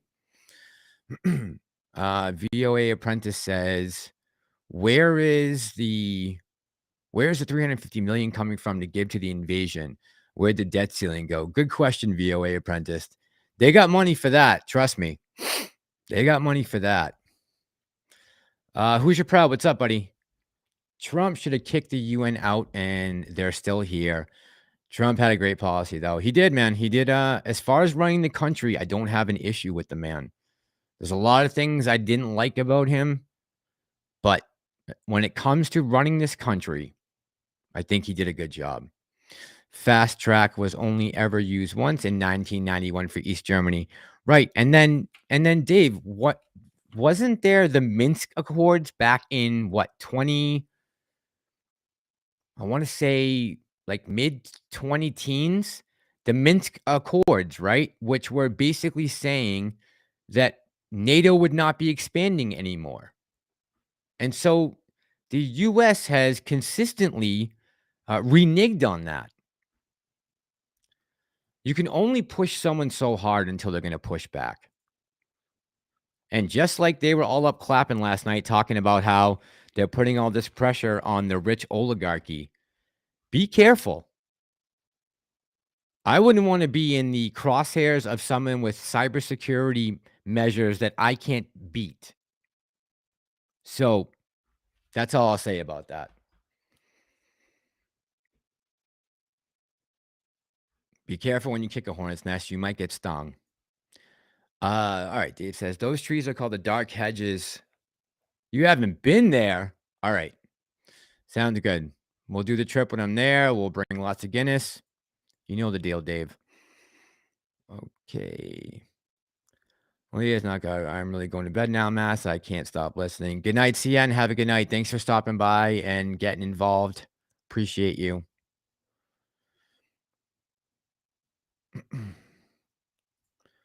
Putin liked Trump. I think Putin was a little nervous that Trump may have been a little crazier than he led on to. I don't know if Putin actually believed that Trump would bomb Moscow or, begin a strike on Moscow. Supposedly, that's the rumor that he said that if they tried anything in Ukraine, that he would flatten Moscow. But maybe it was just enough that in the back of Putin's mind, he said, well, let me just wait and see what happens. Who gets into the White House in 2020, right? Yeah, 2020.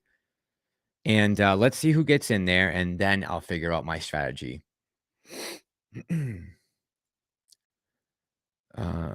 With Trump, the USA, yeah, and now we have to release 60 million barrels of reserve oil just to try to keep it around $100 a barrel. They're saying it could go to 150. This is 100% Joe Biden's fault. He came on and shut down the pipeline immediately, killed 10,000 jobs for absolutely no reason at all. We have some of the best green policies in the world when it comes to pulling things out of the ground. We are some of the most conscious, self-aware people when it comes to that stuff compared to some of these other countries. Do you know what's happening in other countries? Some of the shit they're doing? Our standards are it's not even close. Let's see. King Trump's dubious friends, the Russians, docked to his other best friend, Epstein. Well, you know what? No, that whole time that Trump was in office, this war was still going on in Ukraine. 14,000 people, I believe, is the number of people that have died since 2014 when the government was overthrown. The rebels, those white supremacists, have been shelling the Russian people in those two regions for 8 years now. This is not something that just popped out of nowhere. Just like you can't blame the inflation on Ukraine.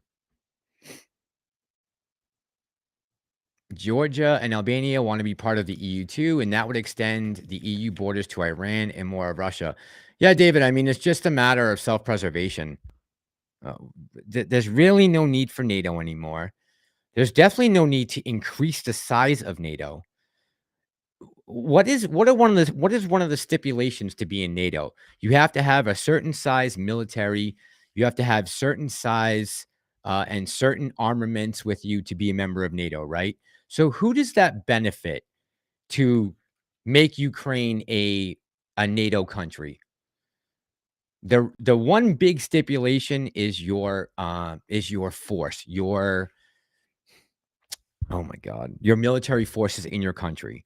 That is one of the things, the sticking points with NATO countries. They have to have a certain amount of troops and weapons of war in order to be considered to be a member of NATO. And where do you think all of those munitions and tanks and all those things have to come from?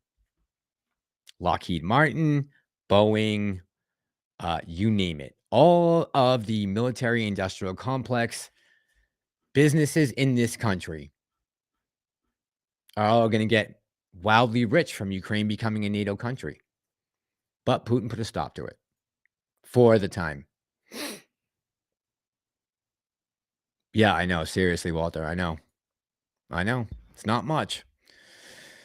Because AOC ordered it. It was pretty funny that, I don't know if you guys saw that article, a book that came out about AOC. Wow. People are delusional. It's so funny. Everyone thinks she's so progressive. It's like, oh, AOC is so progressive.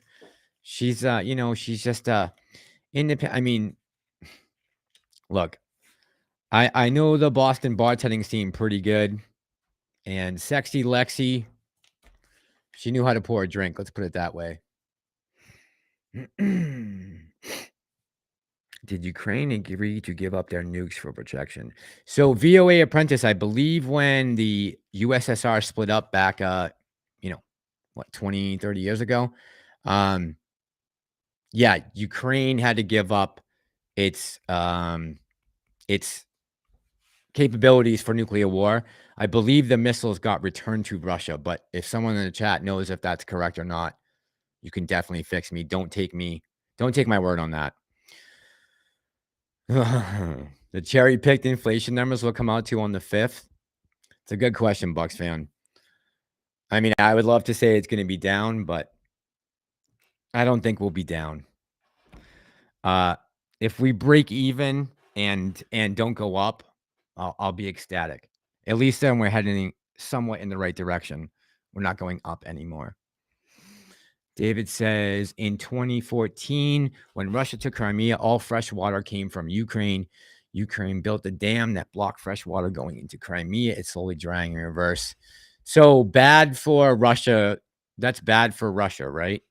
All fresh water came from Ukraine. Ukraine built a dam that blocked fresh water. Yeah, man, it sucks that the people are stuck in the middle of this shit. We have things in Nevada desert that would make George Lucas envious.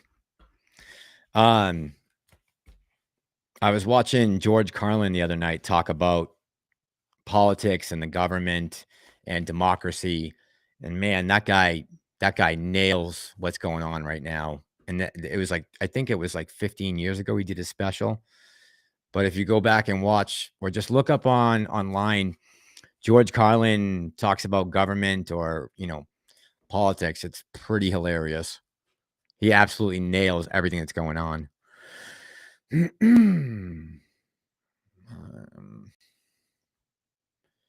Yeah, guys, thank you for being respectful in the chat and not having to make Javi run around and, enforce things so you can just enjoy the chat. Thanks, guys. I really appreciate that. We had like no outbursts tonight. It was really nice. All right, let's see. Timmy B says, for those asking about banks, money is safer in a credit union. I would agree with that. That's just an opinion of mine, but I would agree with that sentiment.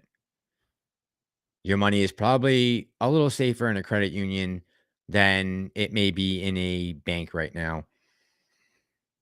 All right, let's see. In 1994, Ukraine signed an agreement for protection from U.S., Russia, and UK and relinquished their nukes. Thanks, Sean. What realistic outcome do I see happening in Ukraine? I don't think we're going to see war break out between NATO and Russia. I'm hoping this is the end of the line for Putin. If he wants to get rid of that Ukrainian government, that's fine by me, and put in someone that's more open-minded to Russia and its views on things and the people in that region that have been shelled for 8 years. I'm totally for that. I'm just hoping that the line stops there. Maybe Ukraine is going to be, a vassal, kind of like how they had it with the Ottoman Empire. They had Austria and Wallachia and some of these other places that were vassals of the empire. So maybe they're not going to be the USSR again, but they'll be somewhat of a vassal state to Putin. Basically, a state that can't be turned into a NATO state. They're not going to be a threat to Russia. And they're not going to be interfering with any of the fuel and pipelines going up. Dave says Ukraine gave up the nuclear weapons in exchange for Russia, UK, and US guaranteeing its security. Okay, right. VOA Apprentice says, do I know if chemical weapons are on the table for either side? VOA Apprentice, I don't know, but first of all, they would all be fitted with equipment, right, to protect them from a chemical weapons attack. But I don't know, when you start getting into stuff like that, it's really messy. You don't want to inflict that back on your own people. So, they went to some low and dirty tactics back in 1918 to put that World War to an end. And I think that's why you saw so much chemical warfare at the time. People were just sick and tired of fighting, and they were trying to come up with anything to get an edge on the front, right? But nowadays, I don't think we'll see any type of chemical or nuclear reaction or aggression. I mean, even the sarin gas attack that happened in Syria a couple years ago was proved to be false. It was made up. It wasn't real, or it wasn't at least launched by the president there. I almost said Mubarak. Oh, shoot, what's his name? Assad. That was BS. There was no, Assad didn't turn a gas attack on his people. It won't with climate change, food, and other stuff. Watch the movie 1984. Of course, Legend Pure Lit. Of course. The Sad Reality of This World by George Carlin, 3-minute 58. Is that the one I'm thinking of? King Joey the 8? Probably, right? I bet it is. Dave is saying, so Dave, you got the lowdown being over in Ireland. Ukraine is not allowing males 16 to 60 to leave the country. They are being forced to fight. What are your thoughts? I think people should be allowed to leave if war is not for them. Man, I really hope that these guys are right about March 3rd, 4th, and 5th, because I would love to go cover this story with my 10D money.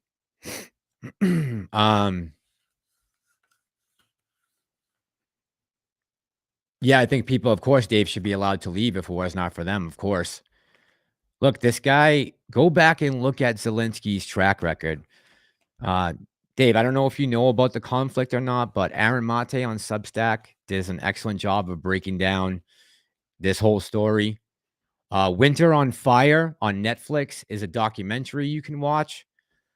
I'll pull up a picture of it for you guys.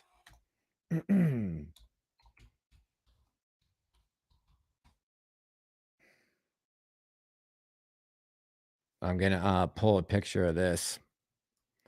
But I saw this documentary out a long time ago, and it was pretty good. I got it nominated for some awards, too.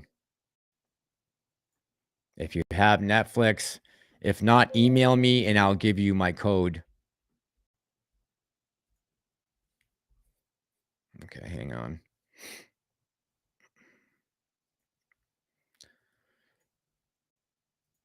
All right.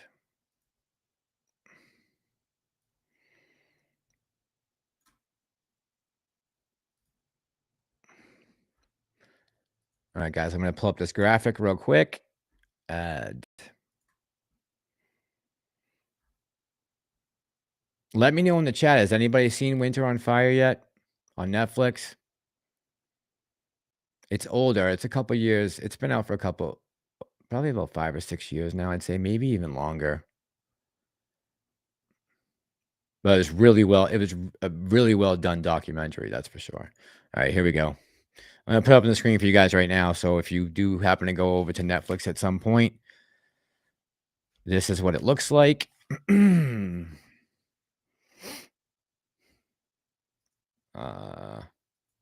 it just come up on the page, guys, or no? Did you guys just see it?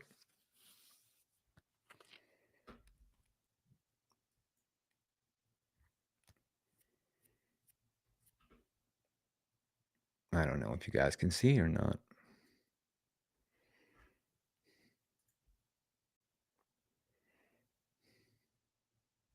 Oh. It's behind my camera screen, right? Let me shut off my camera.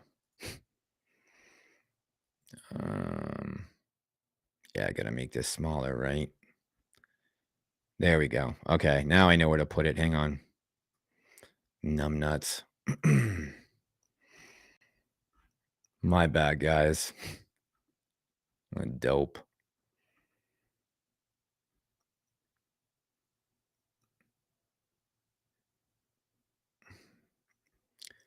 It is so freaking ridiculous trying to find one little picture on my desktop because I have so many pictures that I'm always pulling down. All right, got it.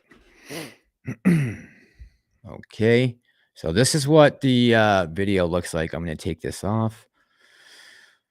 And I would definitely recommend, if you guys want to get a little bit of a better idea of what exactly went down in Ukraine, this Netflix documentary was pretty good. It really explains a lot of what you see going on right now and will give you some details into this whole struggle and conflict.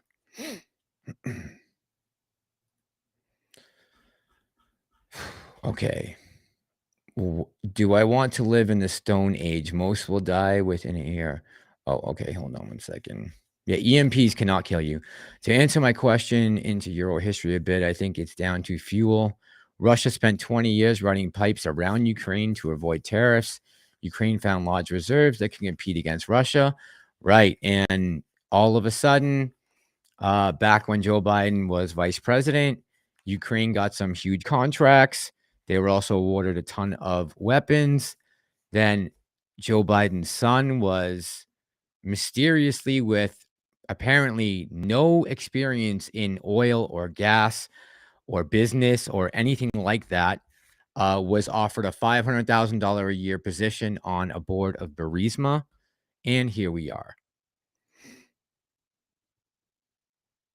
Lupe is saying, Mass, did I by chance hit a volcano in Tonga? No, the one from like 2 months ago, Lupe, or 6 weeks ago? No, I did not hear that.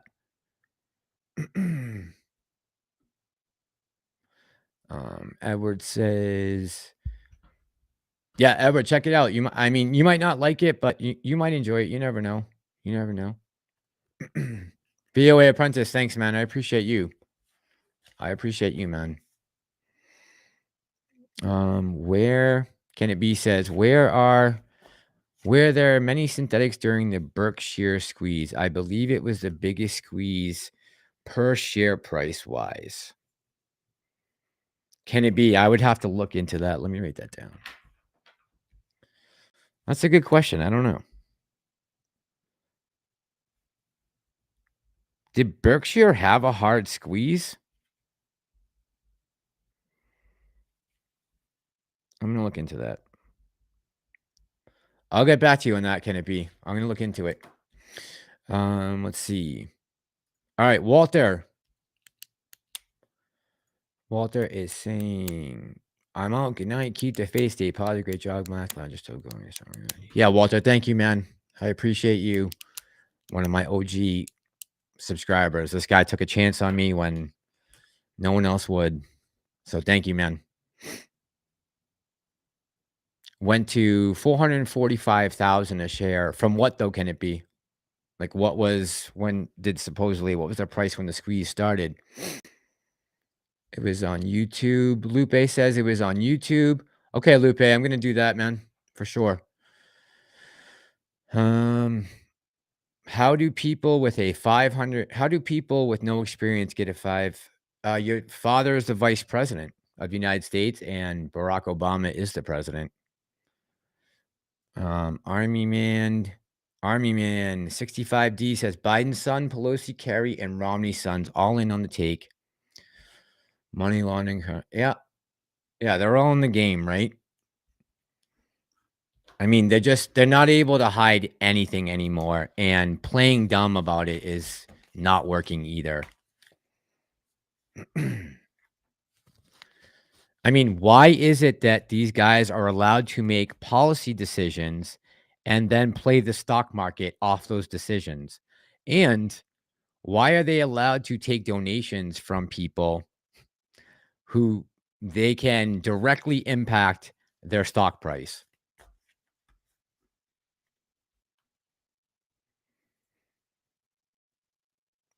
Can it be it's still trading at that price? Berkshire Hathaway? Are you asking, Dave? Hoosier says, I've been preparing since before 2012. Nice, buddy. Nice.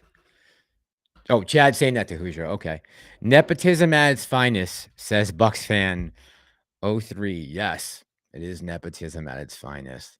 I'm telling you, whenever I hear them say stuff about crushing the Russian oligarchy and, knowing what we know, I mean, look, guys, there's a lot of people out there that don't understand what's happening in the market right now.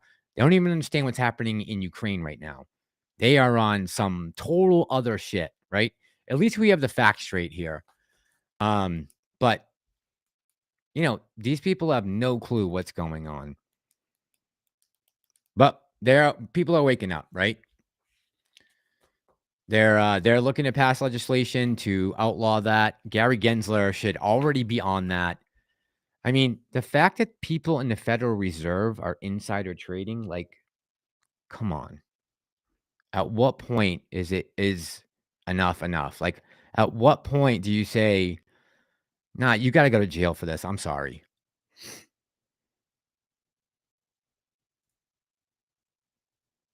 Has Wall Street always been like this, or did it just become so? VOA Apprentice, obviously I haven't been in the market that long, right? I only started trading about I only started really trading like with with the app, like using Webull or Fidelity or whatever I'm using, and buying consistently, on a weekly basis for less than 2 years. So right around when the pandemic started. Before that, I was very vanilla trader, very vanilla. It was always put money in mutual funds and just let it sit, or, just bet on the SPY. I was a very vanilla trader until I realized what was happening. Well, I shouldn't say that because I did start getting into EV and Tesla and that stuff about midway through 2020. So was when I really started looking into fintech and what Kathy Wood was doing. That kind of perked up my interest. And then I became an ape when I saw what happened in January. Let's see. But let's do the big reminder. This is not a war Russian people want. It's Putin's Biden's war, not ours. So many Russians trapped all over Europe as they too cannot get home. Yeah, they just shut down international flights, right? Yeah, just not. There's a lot. This is a lot of this is unfucking necessary. But I don't even know if Joe Biden knows what he's doing right now. I don't know who's pulling the strings back there. I don't know who's in his ear. I mean, I saw the other day, he was so lost trying to do like a simple interview with a couple people who were out in the seats, social distance with masks on. And he couldn't even follow directions on which way to call them out. Like, it just looked pathetic. Chad Whitman says it's time for Generation X and the generations below to put the boomers in retirement homes and fix the damage that they've done. So, Chad, I've talked about this a bunch, right? About the fourth turning and the Zennials, the Gen X millennials. It's going to take some people to lead us out of this fourth turning. I don't know if you've ever read the book or if you know about the fourth turning.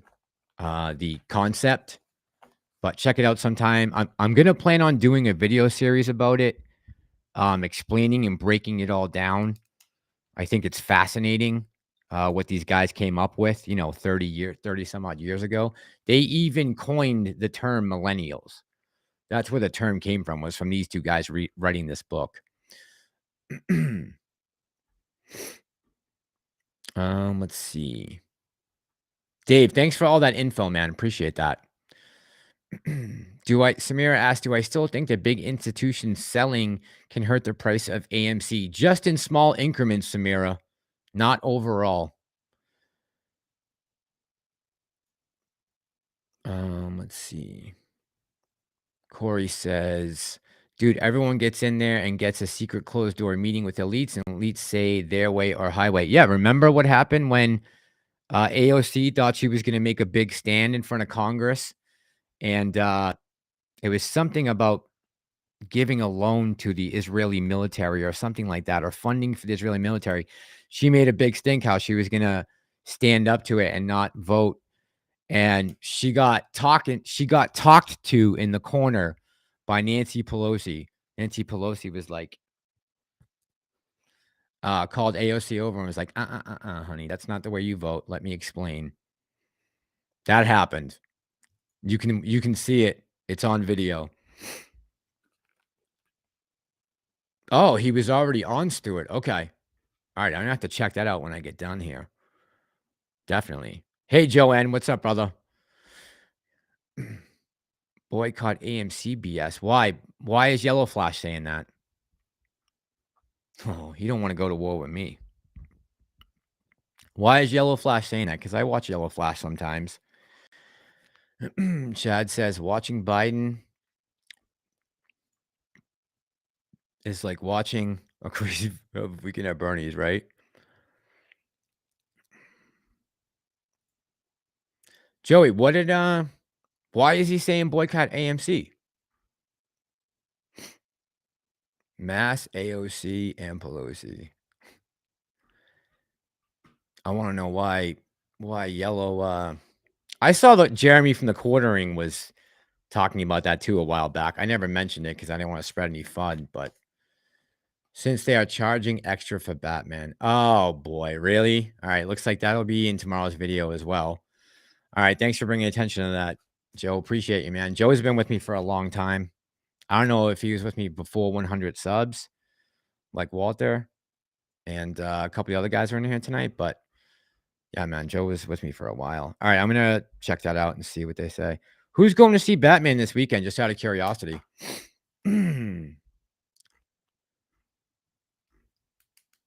I wanted to go see it tomorrow and do a review on it, but I don't think that's gonna happen now. Let's see. Show might be called The Problem. Okay, man. Have a good night. Yeah, Joe. Appreciate that, man. Edward, you mean this? Yeah, I know. Creep. Creep is right. All right, guys. I seriously, I gotta bounce too. Harry Parrot, guys. I gotta get some sleep. We've been on for just under 4 hours. Dave was with me since 666 subs. Really, Dave? Was that the number when you came on? 666? Jeez. I am vengeance. All right, I'm gonna let you guys go. I hope you guys are okay with that, but I really need to get some rest. I want to go see what Matt Coors is going on. I want to see what happened while we were on this live stream. But guys, thank you so much for coming and supporting my channel, man. I love all of you guys. I appreciate everything you guys do for me. Just know that from the bottom of my heart. And special shout out to Javi. I hope he has a good day tomorrow and is feeling good. And George777, your mom, man. I hope she's fine. And my prayers are obviously with her and the people of Ukraine and Russia. All right, guys. I'll see you on the flip side. I can't even speak right. I'm going to bed. Thanks so much, guys. Have a good night.